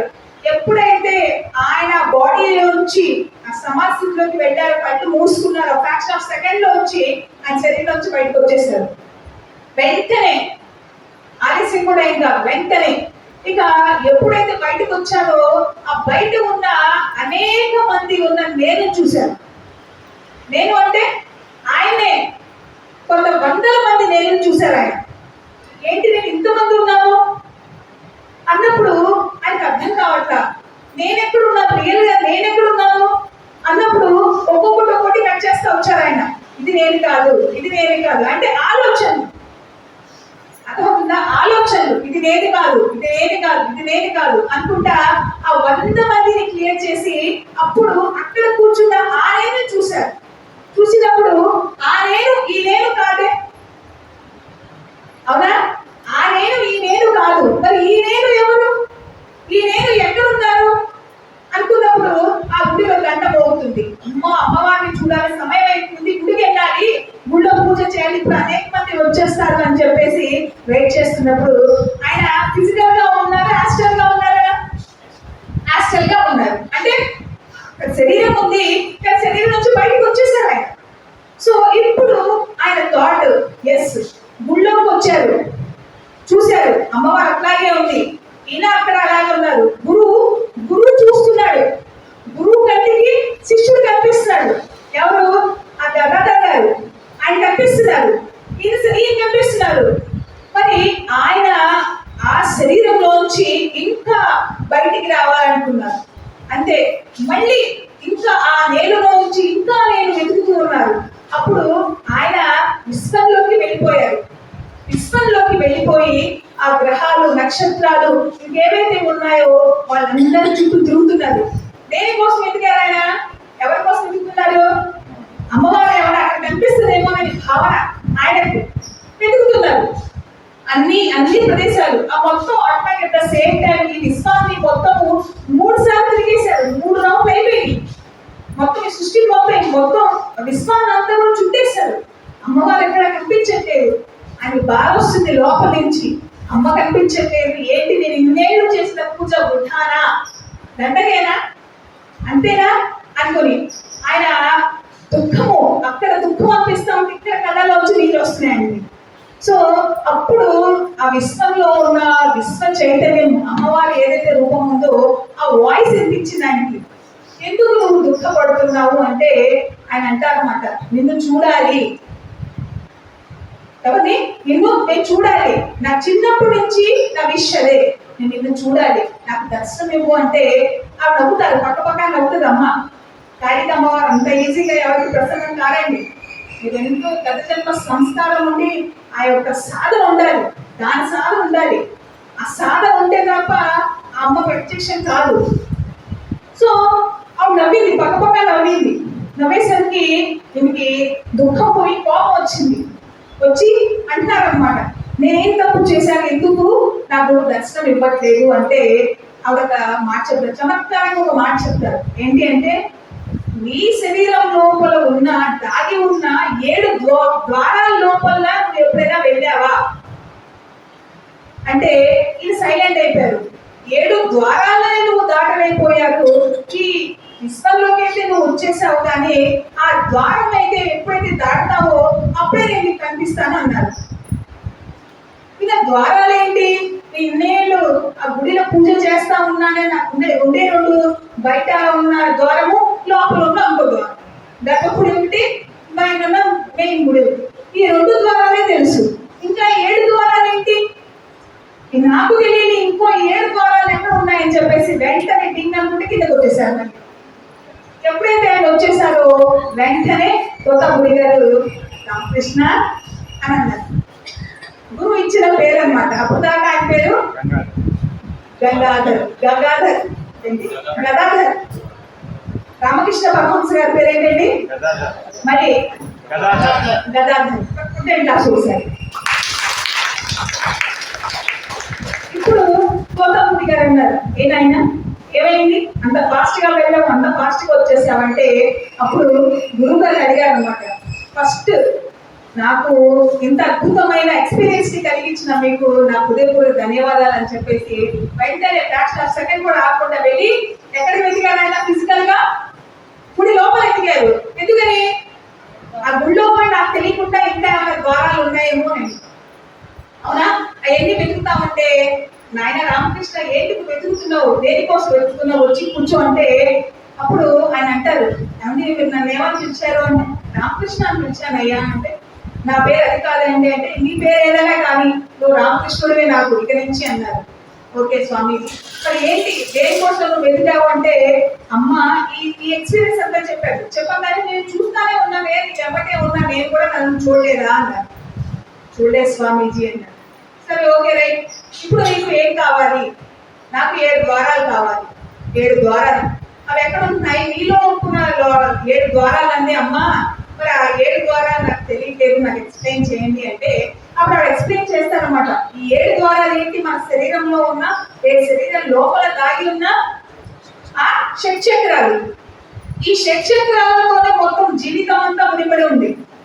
ఈ చక్ర, ఒక్కొక్క చక్ర ఒక్కొక్క స్థాయిలో ఉంటుంది. అంత ఈజీగా చాలా మంది అంటారు, ప్రతి వ్యక్తిలో కూడా ఒక చక్ర ఎప్పుడు యాక్టివేట్ అయ్యే ఉంటుంది. స్త్రీలతో అడిషనల్ గా ఇంకోటి ఓపెన్ అయ్యి ఉంటుంది చక్ర. ఈ చక్రాల్లోనే మొత్తము జనమరణ చక్రాలు నిండపడి ఉంది నాయన అన్నారు.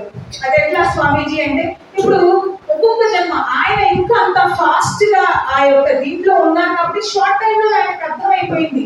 ఇప్పుడు మూలాధారం అంటే ఏంటి? మూలము, ఈ జననానికి మూలము, మూలాధారము, తర్వాత స్వాధిష్టానము, మణిపూరక, తర్వాత అనర్హత, విశుద్ధ, తర్వాత ఆజ్ఞ, ఆ తర్వాత 7th స్థాయి. ఇక్కడికి వచ్చాక మళ్ళీ జన్మలు ఉండే అవసరం లేదు. సో ఈ యొక్క మూలాధార దగ్గర ఉన్నప్పుడు 4 చక్రాలు ఉంటాయి, అంటే 4 కమలాలు ఉంటాయి. ఆ ఒక్క కమలానికి 4 రేఖలు ఉంటాయి. కౌంటింగ్ చేసుకుంటా ఉండండి ఒకసారి. ఫస్ట్ యొక్క మూలాధారానికి 4 రేఖలు ఉంటాయి, ఆ తర్వాత స్వాధిష్టానికి 6. Okay, counting 10.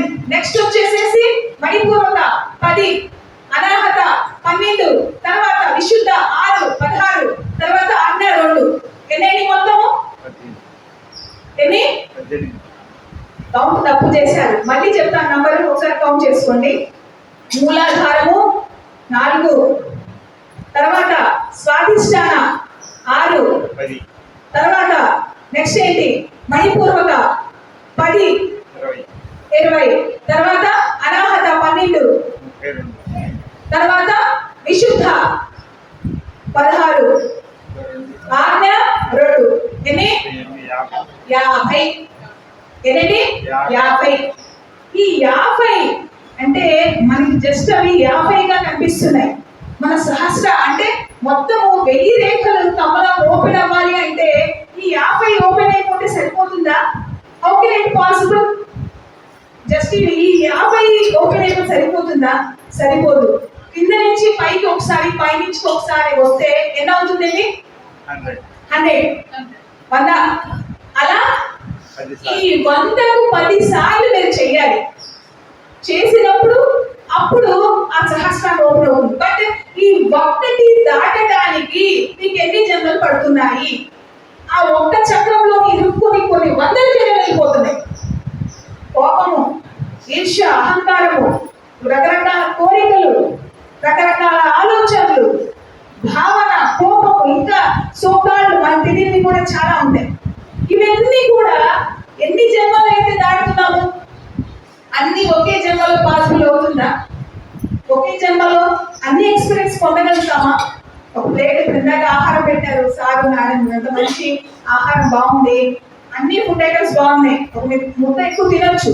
కానీ నేను ఏం చేశాను? చాలా లిటిల్గా తీసుకున్నాను. ఎందుకని? తింటే హాయిగా ఇంట్లోనే పని చేస్తాం, పుష్టిగా భోంచేసి హాయిగా రిలాక్స్ గా వెళ్ళి పడుకుంటాము. ఇదేముంది? అయిపోయింది కదా. ఓకే, అట్లా కాకుండా అన్ని తినాలి, అన్ని టేస్ట్ చూడాలి. చూడండి, అన్ని ఒకసారి ఏది కూడా మనకి వంటైనా జీవితంలో పాఠాలైనా సరే అన్ని ఒకేసారి రావాలంటే అనుభవం రావాలి, ఎక్స్పీరియన్సెస్ పొందాల్సిందే. అనుభవం పొందనంత వరకు కూడా ఈ శరీరంలో ఉన్న జీవుడు ఏదైతే ఆ చిరకొందో అని వెళ్ళదు. అది మీ చాయిస్. ఇందాక ఖచ్చితంగా సార్ చెప్పారు, మన ఇచ్చ లేకుండా ఏది జరగదు అని. ఇది వాస్తవము. చూడండి, ఈయన మన వివేకానంద గారి గురించి వచ్చిందని చెప్తాను. ఈయన రామకృష్ణ పరమహంస గారి దగ్గర చాలా మంది పిల్లలు ఉండేవారు. ఆయన 3 మందికి చిన్నప్పటి నుంచి కూడా శిక్షణ ఇస్తూ ఉండేవారు. ఆయన చిన్నప్పటి నుంచి ఒక మాట అనేవారు, ఏంటంటే ప్రతి ఒక్క జీవిలోనూ దేవుడు ఉన్నాడు, ప్రతి ఒక్కరిలో కూడా దేవుడే ఉన్నాడు. నువ్వు దేవుడే, చెట్టు దేవుడే, పిట్ట దేవుడే, పక్షులు దేవుడే, రాయి దేవుడే, అందరూ దేవుడే అన్నారు. ఈయనకి బాగా ఎక్కింది. ఎస్, అందరిలో కూడా దేవుడే ఉన్నారు, సో నేను కూడా దేవుడే, రైట్. ఒకసారి వీళ్ళంతా పిల్లలంతా కలిసి సంతకి వెళ్తా ఉన్నారు. వెళ్తున్నప్పుడు ఏం జరిగింది? ఒక ఏనుగు ఎదురు వచ్చేస్తానమాట. అది పిచ్చి ఏనుగు, అంటే కొంచెం దాని మైండ్ డిస్ట్రిబ్యూటర్ బాగోలేదు. పిల్లలందరూ కూడా ఎటు తిరుగుతూ పరిగెత్తుతూ పార్కు వెళ్ళిపోయారు. కానీ ఈ అబ్బాయి మాత్రము ఎదురు వెళ్ళాడు. ఆ మామిడి వాడు అరుస్తా ఉన్నాడు, పక్కకి వెళ్ళిపో ఆయన, పక్కకి వెళ్ళిపో, ఏనుగు దాని మత్స్యంతో సరిగ్గా లేదు అంటే ఆహా అనుకుంటా ఎదురు వెళ్ళాడు. ఏం జరిగింది? ఏనుగు రాటతో ఒక కాలు ఒక తొండను విసురు కొట్టింది, వెళ్ళి ముళ్ళ తొప్ప మీద పడితే ఇదంతా కోసుకుపోయి ఆ ఏనుగు వెళ్ళిపోయిన తర్వాత ఈ పిల్లలందరూ తీసుకెళ్ళి గురువు గారి దగ్గర కూర్చోబెట్టారు. ఏంటయ్యా ఏంటి పరిస్థితి అంటే, గురువు గారు మీరే అన్నారు కదా అందరిలో దేవుడు ఉన్నారని చెప్పారు, మరి ఏనుగు కూడా దేవుడే కదండి, మరి ఆ దేవుడు ఏం చేస్తాడు, అందుకే వెళ్ళాను అన్నాడు. మరి మామిడి వాడు కూడా దేవుడేగా, మామిడి వాడు ఏమన్నాడు, తప్పుకోమన్నాడు. కింద ఏనుగు ఎప్పుడు తొక్కుతానంటే పైన ఉన్న దేవుడు వెళ్ళిపోమన్నాడు.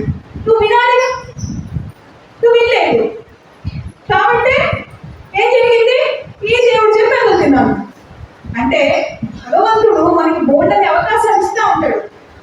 వచ్చిన ప్రతి అవకాశం కరెక్ట్ నిండిపోకూడదు, లోపల ఇంకో దేవుడు ఉంటాడు, ఆడు చెప్పిన మాట కూడా మనం వినాలి. అప్పుడే మనం ఏం చేస్తామంటే కరెక్ట్ ఏంటంటే మనకు తెలుస్తుంది. లేకపోతే ఎటు పడితే వెళ్ళిపోయారు అనుకోండి, అందరూ దేవుళ్ళే, బయట కనిపించేకి అందరూ దేవుళ్ళే, కానీ లోపల ఎవరున్నారు మనకేమో తెలిసింది, అంతేనా? సో ప్రతి ఒక్కరు కూడా దేవుళ్ళే, కానీ దేవుడు లోపల నీళ్ళు కూడా ఒక దేవుడు ఉన్నాడు, ఆ దేవుడు కూడా మాట మీరు వినాలి. సో అట్లాగా ఎప్పుడైతే ఈ యొక్క చక్ర సిస్టమ్స్ లో అనేక జన్మల పర్యంతము అనేకమైన అనుభవాలు పొందాలి. పొంది పొంది పొంది పొంది చివరాఖరికి అన్ని అనుభవాలు అయిపోయాయి. అన్ని అనుభవాలు అయిపోతే మళ్ళీ ఇంకెందుకు వస్తాము? 10th క్లాస్ ఎన్నిసార్లు రాస్తాము, ఎన్నిసార్లు ఫెయిల్ అవుతాము? వచ్చి ఒక 10 సార్లు రాసి ఉంటే కాబట్టి వచ్చేసింది కదా. 10 సార్లు కాదు, 20 సార్లు దాన్ని టేకప్ చేసినా అదేమవుతుంది, ఇంకొక నాటికి వచ్చేసింది. మళ్ళీ నువ్వు 10th క్లాస్ లో ఉండవుగా. అలాగే ఈ భూమి మీద ఈ చక్ర సిస్టమ్స్ ఏవైతే ఉన్నాయో, జనమరణ చక్రాలు, ఈ 6 చక్రాలు దాటినప్పుడు అలాగా ఆ దాటే స్థాయికి వెళ్ళిన తర్వాత అట్లాగా నువ్వు 10 సార్లు అంటే మళ్ళీ చివరి 10 జన్మల్లో ఎప్పుడైతే నువ్వు ఆ స్థాయికి చేరుకుంటావో అప్పుడు సహస్రానికి అమ్మ ఇచ్చుకుంటుంది. ఇక మళ్ళీ నువ్వు రావాల్సిన అవసరం లేదు. చూడండి, కింద జన్మల్లో మనము 4 స్థాయిలోనే ఉన్నాము, మనకేమీ తెలియదు, మనకేమీ రాదు కూడా. బట్ ఇంకొక జన్మకు వచ్చేసరికి ఇంకొక చక్రం వచ్చేసరికి 6 అంటే 2 స్థితి ఎక్కువ పెంచుకున్నాం. మనం కింద స్థాయి నుంచి పై స్థాయికి వెళ్ళాము, అక్కడి నుంచి మళ్ళీ 10 స్థాయికి వెళ్ళాము. ఓకేనా? గమనించే ఉండండి, మన జీవితం వెనక్కి తిరిగి చూసుకుంటే దయచేసి ఎవరు కూడా చూడకండి అమ్మా. ఓకే, ఎవరు కూడా కింద స్థాయి ఒకసారి బ్యాక్ చూడండి. ఆ బ్యాక్ చూసినప్పుడు స్టార్టింగ్ లో మీరు 4 ఉన్నారు, మీకు ఏం తెలియదు, మీ స్థాయి చాలా తక్కువ. ఆ తర్వాత 6కి వెళ్ళారు అంటే మీ స్థాయి 2 పెరిగింది. ఆ తర్వాత 10 అయ్యారు, మీ స్థితి ఇంకా మారింది. ఆ తర్వాత 12 అయ్యారు, ఆ తర్వాత 16 అయ్యారు. తర్వాత ఇవన్నీ కాదు, శరీరము ఆత్మ ఈ 2 కూడా వేరు వేరు అని తెలుసుకున్నారు. అప్పుడు మీరు సహస్రాక్షికి వెళ్ళిపోయారు, మళ్ళీ ఇక్కడ రావాల్సిన పని లేదు. సో ఆ విధంగా రామకృష్ణ పరమహంసుడికి ఈ తోటపురి గారు చెప్పినప్పుడు హ్యాపీ అయింది. ఎస్, నేను ఈ ప్రాపంచికమైన ఈ గుడి, ఈ గోపురాలు, దీనికి ఈ యొక్క గుడికి గోపురం చెడిపోయింది, లేకపోతే రాయి ఉండిపోయింది, దీన్ని కాదు నేను బాగు చేయాల్సింది. నేను ఎప్పుడు కూడా దీని గురించి అనుకున్నాను, కానీ లోపల ఉన్న ఆ అమ్మని ఎప్పుడు పట్టించుకోలేదు అనుకున్నారు. అంతే బస్. అట్లాగే ఆయన ధ్యానంలో నిమగ్నమయ్యారు. ఆ స్థితి ఎప్పుడైతే ఆయన దాటారో అమ్మవారు ఆయనకి ప్రత్యక్షమయ్యారు. చూడండి ఎంత సింపుల్ గా, అంటే ఆ స్టేజ్ ఆయన వచ్చారు అంటే ఆయన ప్రీవియస్ ఇన్కార్నేషన్ ఎన్ని దాటే ఉంటారా, దాటారా కాలేదా? దాటారు కాబట్టి ఆయన ఆ స్టేజ్కి రాగలిగారు. సో ఒకసారి రామకృష్ణ పరమహంస గారు గట్టిగా మనం రాసుకుంటున్నాము. అండ్ ఇప్పుడు మనము ఈ భూమి మీద అనేకమైన అంటే మాస్టర్స్ ఈ భూమి మీదకి వచ్చారు. దశావతారాలు అంటాం మనం. అవతారాలు అన్నీ అంటే 10 అవతారాలు అంటాం. ఎందుకు 10 అవతారాలు? మనకి తెలిసింది 10 అవతారాలే, కానీ అటు ఏంటంటే ఋషికేశ్ అటు వెళ్తే ఈ అవతారాలు 24 చూపిస్తారు. దేవుడు అనేక రూపంలో ఈ 24 రూపాల్లో అక్కడ దర్శనమిస్తారన్నమాట. ఒక్కొక్క రూపానికి ఒక విగ్రహం చూపించారు. అంటే ఈ దశావతారాలు ఎందుకని ఒకసారి మన ఏంటంటే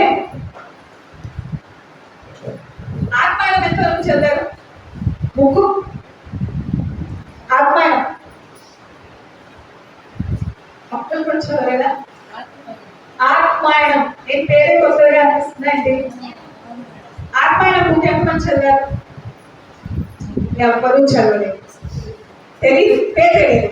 ఓకే, సో ఇక్కడ ఉన్న వాళ్ళు ఎంతమంది సీనియర్స్, ఎంతమంది కొత్త వాళ్ళు?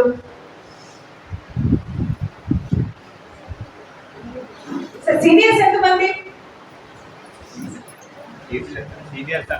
సీనియర్స్ ఒక 5-6 ఇయర్స్ అవుతుందా? 10 ఇయర్స్. క్లాస్ కొట్ట ఒకసారి గట్టిగా.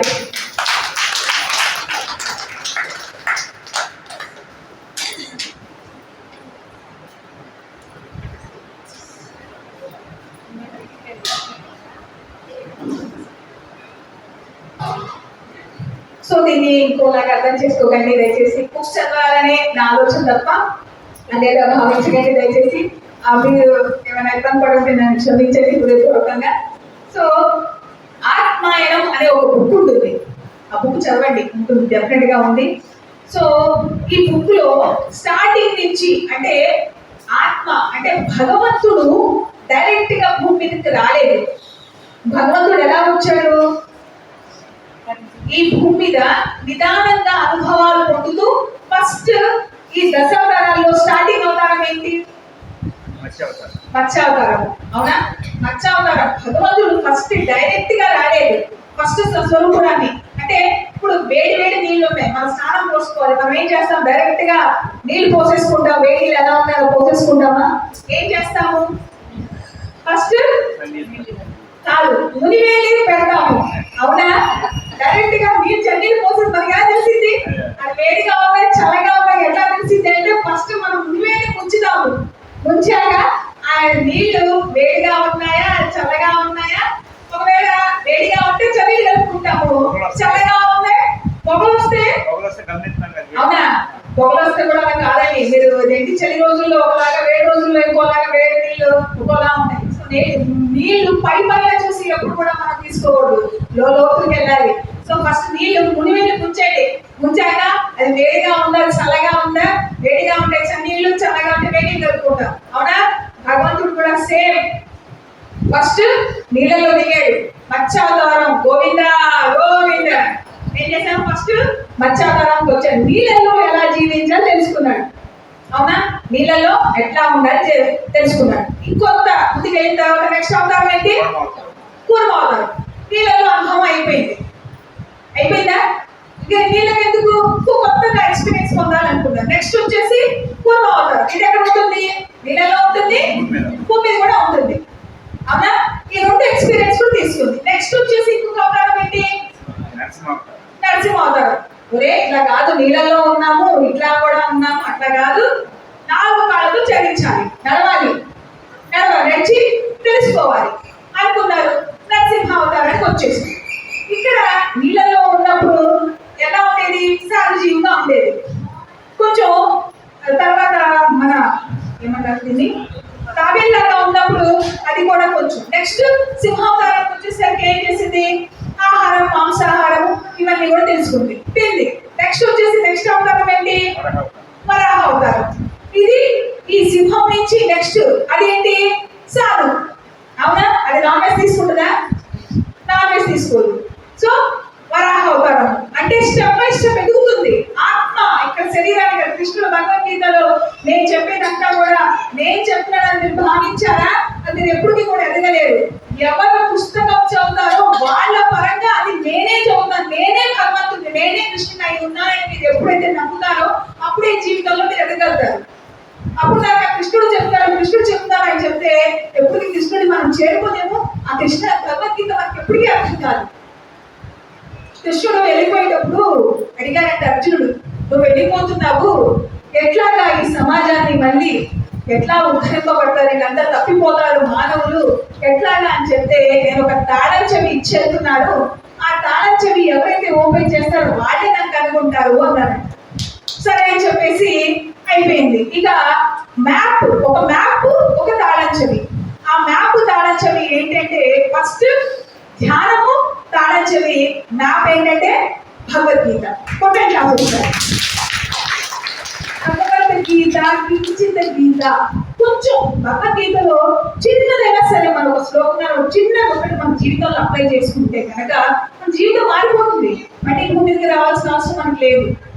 సో అట్లాగా ఈ కృష్ణుడు ఒక్కొక్క రూపంలో ఇప్పుడు చూడండి, రాముడు ఆయనే, కృష్ణుడు ఆయనే, అవునా? అవతారాలు మారిపోతున్నాయి. ఆయనే వస్తున్నాడు, ప్రతిసారి వేరే ఎవరైనా వస్తున్నారా? ఆయన వస్తున్నాడు. సో ఇట్లాగా వరాహ అవతారం తర్వాత నెక్స్ట్ ఎవరు? ఫాస్ట్ గా తర్వాత పరశురాముడు. ఫస్ట్ వామన అవతారం ఉందండి. వామన అవతారం అంటే పొట్టి మనిషిగా ముందు చిన్నవాడిగా వచ్చాడు. ఫస్ట్ మ్యాన్ ఈ ల్యాండ్ మీదకి ఫస్ట్ మ్యాన్ గా వచ్చాడు. చిన్నవాడిగా వచ్చాడు. చిన్నవాడు వచ్చి వాడు ఏం చేశాడు? చూశాడు మొత్తం. మనకి ఇక్కడ ఆ వామన అవతారంలో ఉన్న దేవుడిని కాదు, ఆ స్థాయిలో ఉన్న ఆ చైతన్యాన్ని చూశారు ఆయన. ఆ తర్వాత నెక్స్ట్ వచ్చేసేసి ఎవరు వచ్చారు? పరశురాముడు. ఇంకేంటి? ఫుల్ కోపము. ఆ జన్మలో చిన్నగా ఉండి ఆ జ్ఞానాన్ని తీసుకున్నారు. శరీరం పెరిగింది, స్థాయి పెరిగింది. ఎట్లయితే 4 నుంచి 6కి, 6 నుంచి 10కి, 10 నుంచి 12కి వెళ్ళామో ఇది కూడా చేంజ్ అవుతుంది. ఆ తర్వాత ఏమవుతుంది నెక్స్ట్? ఎప్పుడైతే ఆ పరశురాముడి నుంచి ఆ జంతువు ఇవన్నీ కూడా ఆయనలో ఉన్నాయి, ఈ లక్షణాలన్నీ కూడా. మరి ఆయన కోపం వస్తే తల్లినే చెప్పేశాడు ఆయన. నాన్న ఒక మాట చెప్పాడు, రే మీ అమ్మ నాకేరా అని. వేరే వాళ్ళు ఎవరికి ఏం చేస్తారు? అడుగుతారా? నాన్నగారండి నన్ను క్షమించండి, నా వల్ల కాదండి, మా అమ్మని నా కన్న తల్లండి సో అని సో అని చెప్తారు. చెప్తారా? కానీ ఆయన ఏం చేశాడు?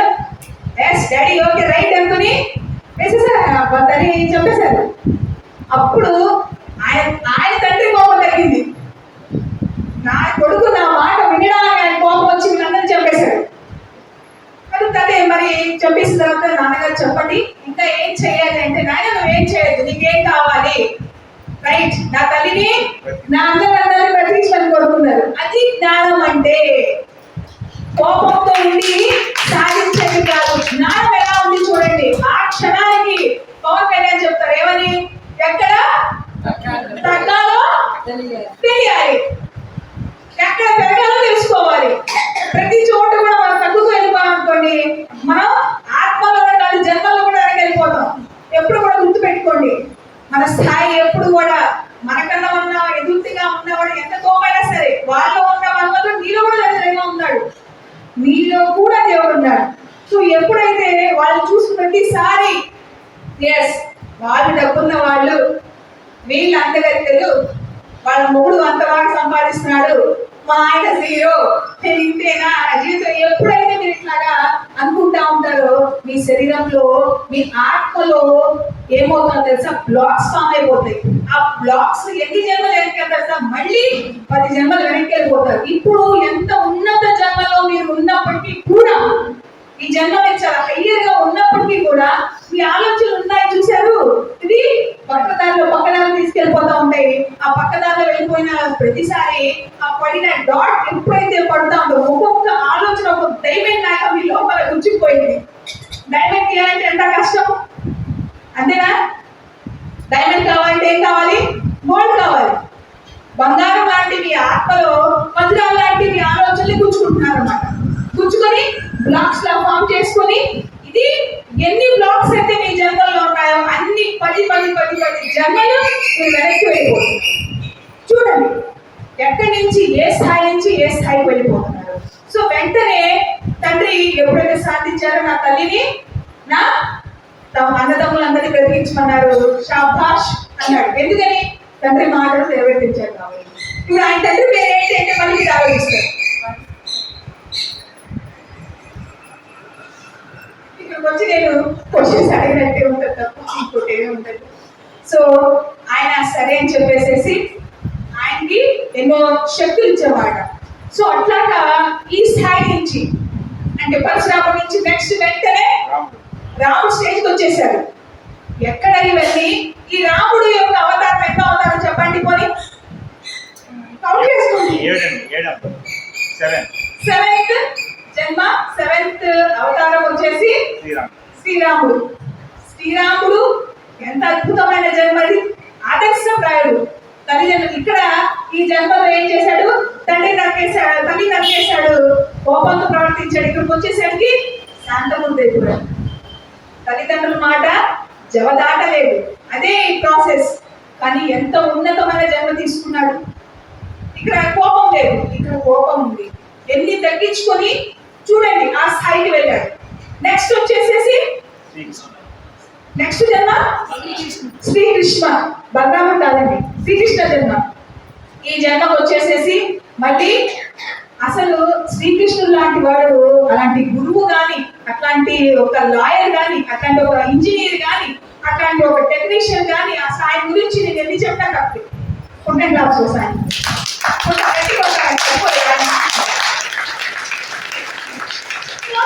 కృష్ణుడు ఆ స్థాయికి వచ్చాక మరి జన్మ తీసుకోవటమే చరసాల్లో ఉంటాడు మహానుభావుడు. ఈ కర్ణుడు వీళ్ళిద్దరు డిస్కస్ చేసుకున్నప్పుడు అంటారనమాట, నేను ఎన్ని ఇచ్చేసాను కృష్ణ, నాకెందుకు ఇవన్నీ, మరి నేను ఏ పాపం చేశాను, పుట్టగానే తల్లిదండ్రుల దగ్గర నేను లేను, నా తల్లి నన్ను నీళ్ళలో వదిలేసింది, మరి నేను సోకాలు ఎన్నో ప్రాబ్లమ్స్ చూశాను, మళ్ళీ నా తల్లి మరి పాండవులు అన్న అని చెప్పాడు, మరి వాళ్ళతోనే నేను మళ్ళీ జీవితాన్ని ఇచ్చేయాల్సి వచ్చింది, ఏంటి కృష్ణ నా జీవితానికి ఇదంటే, కృష్ణుడు ఏం చెప్పాడు, నాన్న ఒకసారి మీ స్థాయి నుంచి పక్క స్థాయిలో ఉండొచ్చు, నన్ను చూడు ఒకసారి, నా జన్మ ఎక్కడ ఎక్కడ చెరసాల్లో ఉంటాడు. తర్వాత ఆయన ఎదిగాడంటే మామ చెప్పడానికి పూతకి, ఆ తర్వాత ప్రేమించిన రాధాదేవి లేదు, ఇష్టం లేకపోయినా సరే పెళ్ళిళ్ళు ఒకటేంటి, తర్వాత పిల్లలకి వాళ్ళ అబ్బాయి లాస్ట్కి వాడిని కూడా చెప్పుకోవాల్సి వచ్చింది చివరాఖరికి. ఎందుకని వాళ్ళ అబ్బాయి గురించి చెప్తే మళ్ళీ వాళ్ళ అబ్బాయి ఏం చేశాడు, వచ్చిన సాధువుల్ని వీళ్ళందరినీ జోక్ చేశాడని చెప్పేసి, అంటే ఈ యుగం అందించేంత వరకు అంత ఈ ఆయుధాలు శస్త్రాలు ఇవన్నీ కూడా అంత అయిపోవాలి, ఉండకూడదు మళ్ళీ అని చెప్పేసి అందరినీ నాశనం చేసుకుంటూ వచ్చాడు ఆయన. ఎందుకంటే ఫ్యూచర్ లో వచ్చేసాక ఇలాంటి ఆయుధాలు లేవు, ఈ ఆయుధాలు ఇలాంటి ఆయుధాలు గోడని వస్తాను కృష్ణుడికి ఎప్పుడో తెలుసు. అందుకే ఆయన మ్యాప్ ఇచ్చేసాడు. ఆయన భగవద్గీత మీరు చదవండి, అందులో ఎన్ని పాయింట్స్ మీకు తగ్గుతారు ఇవన్నీ కూడా. సో నేను ఇవన్నీ కూడా చూశాను, అయినా సరే నేను ధర్మం వైపు ఉన్నాను కాబట్టి నేను గెలిచాను. నువ్వు చిన్న పగతో చిన్న కోపంతో నువ్వు ఎవరి వైపు వెళ్ళావు, కౌరవుల వైపు వెళ్ళాడు. నేను పాండవుల వైపు ఉన్నాను, నువ్వు కౌరవుల వైపు వెళ్ళావు, కాబట్టి నువ్వు పతనం అయిపోయావు. ధర్మాన్ని నువ్వు పట్టుకోలేదు, అందుకే ధర్మం రక్షితో రక్షిత అంటాము. ఏ ధర్మాన్ని నువ్వు పట్టుకుంటావో అదే ధర్మం నిన్ను రక్షిస్తుంది. ధర్మం ఎప్పుడైతే నువ్వు వదులుతావో నీ జీవిత కాలం అంతా జీరోనే, నువ్వు ఎన్ని చేసినా సరే నువ్వు ఎదగలేవు అని చెప్పాడు. మరి కృష్ణ జన్మ అవునా, కృష్ణుడి ఎంత ఉన్నతమైన జన్మ. ఆ తర్వాత బుద్ధ జన్మకు వచ్చేసాము. బుద్ధుడు వచ్చాక ఏం జరిగింది, అంత శాంతి, బుద్ధం శరణం గచ్చామి అనేసాడు, అయిపోయింది. బుద్ధుడు చెప్పిన ఆనాపానసతి అంతేనా. ఆనాపానసతి అంటే మళ్ళీ అదేంటండి మాకు తెలియదు అనేది. ఆనాపానసతి అంటే ఏంటి, శ్వాస మీద ధ్యాస, అవునా. సో శ్వాస మీద ధ్యాస ఎప్పుడైతే నువ్వు పెట్టావో నీ గురువుని నువ్వు పట్టుకున్నట్టే. పత్రిక గారు ఏమన్నారు, ఆయనకి మనకి కలియుగ కృష్ణుడు ఆయన, ఆ కృష్ణుడికి ఈ యుగంలో ఏమేమి జరుగుతాయో ఆ కృష్ణుడు తెలిస్తే మన కలియుగ కృష్ణుడు మన బ్రహ్మర్షి సుభాష్ పత్రిక గట్టిగా ఒకసారి రాసుకుంటే ఈ కృష్ణుడికి రాబోయే రోజుల్లో అనేక మంది వస్తారు. ఓకే, ఆయన ఎప్పుడైనా కాలు పట్టించుకున్నారా, వెంటనే ఒకవేళ మనం కాలు పట్టుకున్న వెంటనే చిన్నలేదు పెద్దలేదు వెంటనే మన కాలు కూడా పెట్టుకుంటారు ఆయన, అవునా. పట్టుకుంటారా లేదా, పట్టుకుంటారు కదా. ఎందుకని నారాయణ దేవుడు మీలో కూడా అదే దేవుడు ఉన్నారు. నెక్స్ట్ ఇంకొకటి, రాబోయే రోజుల్లో బోల్డంత మంది గురువులు వస్తారు, పుట్టగుడుకుల్లాగా వచ్చేస్తారు. అందుకే నాయన నువ్వు ఎక్కడికి వెళ్ళాల్సిన అవసరం లేదు, నీ గురువు నీ దగ్గరే నీ ఇంట్లోనే ఉన్నాడు.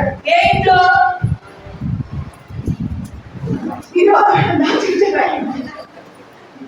సీరియస్ గా ఉంటే బీరువాలో లాగా దాచించారు గురువు గారు. మన గురువు బీరువాలో బంగారం లాగా దాచి ఉంటారా ఏంటి, మన శ్వాసే మన గురువు, అవునా. మన శ్వాస ఈ ఇంట్లోనే ఆ గురువుని దాచిపెట్టారు మనం, అవునా. రాబోయే రోజుల్లో అనేక మంది వస్తారు, వాళ్ళ కాళ్ళు వీళ్ళ కాళ్ళు ఆ గురువు ఈ గురువు అని పరిగెత్తగలుగుతూ నీ గురువు నీ దగ్గరే ఉన్నాను ఆయన, నా పాదాలు కాదు నా పదాన్ని పట్టుకో నీ జీవితం సాఫల్యం అన్నారు. అన్నారా లేదా, కొట్టండి కాదు, అవునా. సో గురువుని మన దగ్గరే ఉంచి ఆయన ఎక్కడో లేరు, మన దగ్గరే ఉన్నారు, ఇక్కడే ఉన్నారు. ఈ ఫ్రీక్వెన్సీ ఎక్కడైతే ఈ సబ్జెక్ట్స్ ఎక్కడైతే మనం రామాయణంలో ఎక్కడ హనుమంతులు వారంటే రామాయణం గురించి ఎక్కడ చర్చ జరిగినా హనుమంతులు వారు అక్కడ ఉంటారట. అది ఎక్కడైనా సరే రామ అని పలితే చాలు అక్కడ ఆయన వచ్చేస్తారండి ఆంజనేయులు వారు. ఏదో ఒక రూపంలో ఈ రామాయణం గురించి ఏ చిన్న గురించి చెప్పినా సరే ఆయన వచ్చేసి ఉంటారట, వింటారట. అంత ఇష్టం అంట రామ గురించి. అట్ ద సేమ్ టైం మనకి ఎక్కడ ధ్యానం క్లాసెస్ జరిగినా సరే, ఎక్కడ ఈ చర్చ జరిగినా సరే వచ్చేస్తారు పత్రిసార్. ఒక శరీరం అయింది, కోటాను కోట్ల శరీరాలు, కోటాను కోట్ల లోకాల్లో వెళ్ళిన రాజు ఆయన. మరి అనేక వాళ్ళ సంచారం తిరుగుతూనే ఉన్నారు. ఆయన మాట నెరవేర్చుకుంటూ వెళ్ళలేదండి. 2000 ఎన్ని సంవత్సరాలు అంటారు ఆయన అన్నారు? 90 చెప్పాలి. ఇప్పుడు ఏం చెప్పట్లేదు, మీకు మార్క్స్ నేను ఇవ్వను. 94 95 ఓకే రైట్. ఈ 2095 దాకా నేను ఇక్కడే ఉంటానన్నారు. శరీరం లేదు, ఎందుకంటే శరీరం ఆయన శరీరంతో ఉంటే మనం పనిచేయము. విషయం గుర్తు పెట్టుకోండి, ఆయన శరీరంతో ఉంటే మనం పని చేయము. మనం ఆయన ఉంటే పని వెళ్ళిపోతానే ఉంటాము. ఆయన ఎప్పుడైతే తెర వెనక్కి వెళ్తారో అప్పుడు తెర వెనక ఉన్న వాళ్ళు ముందుకు వస్తారు. ఇప్పుడు చూడండి ఎన్ని శాకాహారాలు జరుగుతున్నాయి, ఎన్ని ధ్యానం క్లాసులు, పౌర్ణమి స్నానాలు, అమావాస్య గారు, ఎన్ని పిరమిడ్స్ ఓపెన్ జరుగుతున్నాయో జరగలేదా? జరుగుతున్నాయా? చూడండి ఆయన ప్రెసెంట్ గా ఇక్కడ ఉన్నారు కానీ కనిపించట్లేదు, ఉన్నారు కానీ లేరు. అంటే ఎవరైతే ఆ దివ్య దృష్టితో చూస్తారో ఆయన దర్శనం ఇస్తారు.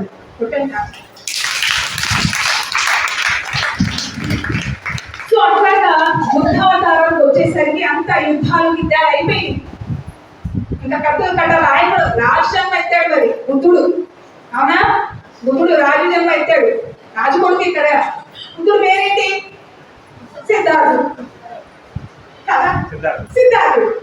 సిద్ధార్థుడు మరి ఆయన కూడా ఒక రాజకుమారుడు అయి ఉండి చిన్నప్పటి నుంచి ఆ వాతావరణంలో తుంగి పెట్టి ఆయన పుట్టి పెరిగినా సరే అవి రాలేదు. ఎందుకంటే జగజంగంలో వాసనలన్నీ అయిపోయాయి. మళ్ళీ ఆయన తీసుకోవడానికి ఏం లేదు. సో రాజు కొడుకుగా జన్మం తీసుకున్నా శాంతి పరంగా వెళ్ళాడు. అంటే ఎవరు ఎన్ని జన్మలు ఎలా ఏ పరంగా వెళ్ళాలి, చివరికి ముక్తి పొందాలి అంటే శరీరం వదిలాక ముక్తి కాదు, శరీరంలో ఉన్నప్పుడే ముక్తి వస్తుంది. పైకి వెళ్ళాక ఉంటుంది ఏమీ లేదు, అవునా? ఇప్పుడు ఈ జన్మ ఈ శరీరం ఎక్కడి నుంచి వచ్చింది? ఈ పంచమహాభూతాలతో ఈ భూమి మీద వచ్చింది, అవునా? ఇంద్రాణి కిచెన్ లో పడిపోయిందండి, వంట చేస్తున్నా పడిపోయింది, సడన్ గా లైట్ పోయింది, బల్బ్ కాలిపోయింది తప్ప అనుకుంటా.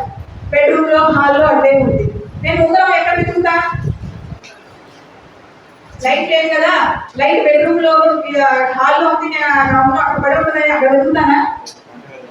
ఏం చేస్తాను? గుట్టేగా వెలిగించుకుంటే టార్చ్ ఎలా పెట్టుకుని ఆ కిచెన్ లోనే వెతుకుతాను ఎక్కడ పడేసుకున్నానని, అవునా? మరి ఈ శరీరంతో ఈ భూమి మీద ఇక్కడ కర్మలు చేసి బయట అలాగే వెళ్ళిన తర్వాత ఈ కర్మలు అక్కడ వ్యర్థం అవుతాయి. శరీరం ఎక్కడ ఉంది? ఈ శరీరంతో కర్మ చేసినప్పుడు ఈ శరీరంతోనే నువ్వు అనుభవించాలి. అది రూల్. ఈ శరీరంతోనే నువ్వు కర్మ చేసావు, ఈ శరీరంతోనే అది క్లియర్ అవ్వాలి. అంటే ఇక్కడ అన్ని జన్మలు నువ్వు తీసుకుంటూ వచ్చి ఒక స్థాయికి వచ్చినప్పుడు ఇక చాలా అనుకుంటావు. బుద్ధుడు అవలా? బుద్ధుడు ఏం చేశాడు? మీకు అయిపోయింది క్లోజ్, అన్ని చాప్టర్ వచ్చాడు. ఆ జన్మలో శాంతిని బోధించాడు, అవునా? మళ్ళీ ఇక నెక్స్ట్ వచ్చేసరికి ఏంటి? ఫైనల్ కల్కి అవుతారు. ఆయన ఈ కల్కి భగవానుడు వచ్చినప్పుడు ఇది యుగాలలో 4 యుగాలు ఏంటవి చెప్పండి.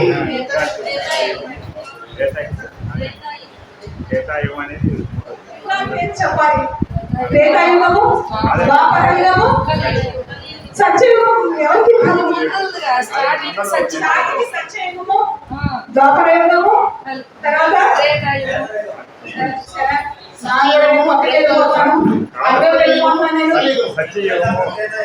సత్యయుగము, త్రేతాయుగము. చెప్తాను వాళ్ళు క్లాస్ కొడుతుంది. సత్యయుగం ఫస్ట్, తర్వాత త్రేతాయుగం, ద్వాపరయుగం, కలియుగం.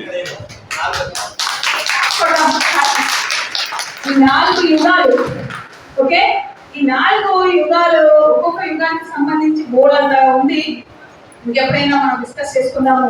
అంటే యుగాలు పరంగా మనం చూసుకుంటే ఇప్పుడు ప్రెసెంట్ గా ఈ యుగంలో ఉన్నది అంటే లాస్ట్ యుగం ఏమన్నారు? కలి. ఈ కలియుగం వచ్చినప్పుడు కలికి భగవానుడు వస్తానన్నారు. ఓకే, సో ఇప్పుడు ఈ యోగులందరూ కూడా ఇప్పుడు నుంచి సబ్జెక్ట్ ఇంకో సబ్జెక్ట్ ఉంది, కాసేపు నేను తీసుకుంటాను, లేదనుకుంటే క్లోజ్ చేయమంటే క్లోజ్ చేస్తాను. చెప్పండి.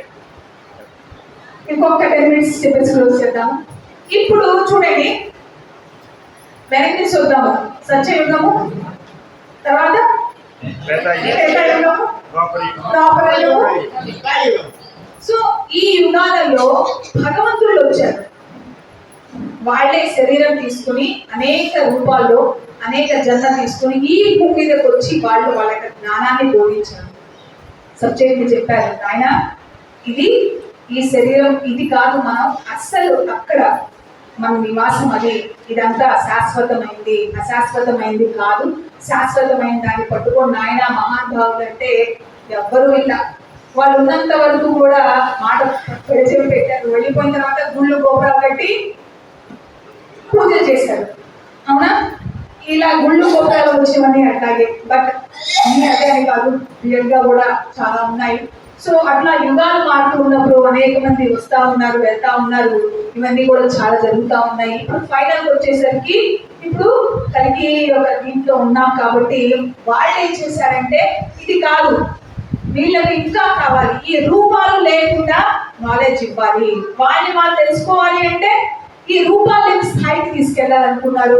ఒక మీటింగ్ చేశారు శంబాల అనే ఒక దీంట్లో, శంభాలలో మీటింగ్ చేశారు. శంభాలలో సిద్ధ యోగులు అనేక మంది, సిద్ధ పరంపరలో సిద్ధ పురుషులు ఎంతో మంది మహానుభావులు ఉన్నారు. వీళ్ళందరూ ఒక మీటింగ్ చేశారు. ఈ మీటింగ్ లో ఆ డిస్కషన్ లో తేలింది ఏంటంటే ఇలాగా ఎన్నో ఒక్కొక్క యుగాన్ని బట్టి యుగాల పరంగా ఇవన్నీ వెళ్ళిపోతున్నాయి, అట్లా కాదు, ఈ యుగాల పరంగా ఇప్పుడు ఎండ్ స్టేజ్ వచ్చేసింది కాబట్టి మనము ఈ ఎండ్ ఆఫ్ ది స్టేజ్ టైంలో మనం చేయాల్సింది ఏంటి అని తగ్గించినప్పుడు ఇప్పుడు వాళ్ళకి ఒక ఆలోచన ఏంటి అంటే రూపం లేని స్థితి, ఆ స్థితి వాళ్ళు యాక్సెప్ట్ చేయాలి, ఆ ఎనర్జీని వాళ్ళు తెలుసుకొని వాళ్ళని వాళ్ళు తెలుసుకోవాలి.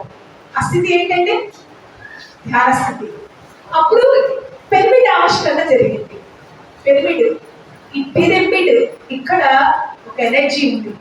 చూడండి, ఎప్పుడైతే దేవాలయాలన్నీ కూడా ధ్యానాలయాలే, దేవాలయాల్లో ఎంతో ఎనర్జీస్ ఉన్నాయి, కానీ మనము వచ్చిన మనం ఏం చేస్తామంటే జస్ట్ దండం పెట్టేసేసి కొబ్బరికాయ కొట్టి కాస్త 2 నిమిషాలు అలా కళ్ళు మూసుకొని వెళ్ళిపోతాం. అవునా?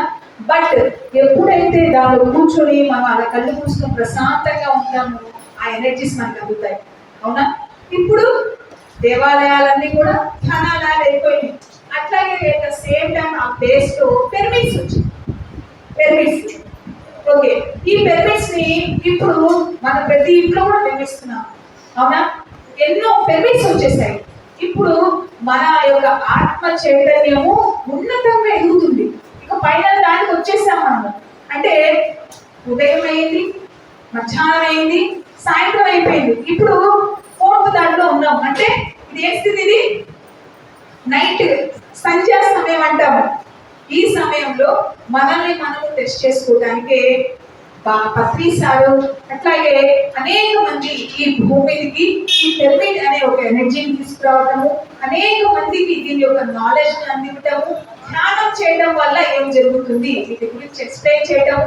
చూడండి, ఆ యుగాల్లో ఎట్లా ఉండేది, ఇప్పుడు ఈ యుగం వచ్చేసరికి ఇప్పుడు జరుగుతున్న ప్రాసెస్ ధ్యానం గురించి కానీ మనకి నాలెడ్జ్. ఒకప్పుడు మరణం అనే దాని గురించి ఎవరు చర్చించుకోరు, మరణం అని విన్నారంటే చదువు ముసుగులో పక్కకి వెళ్ళిపోతారు.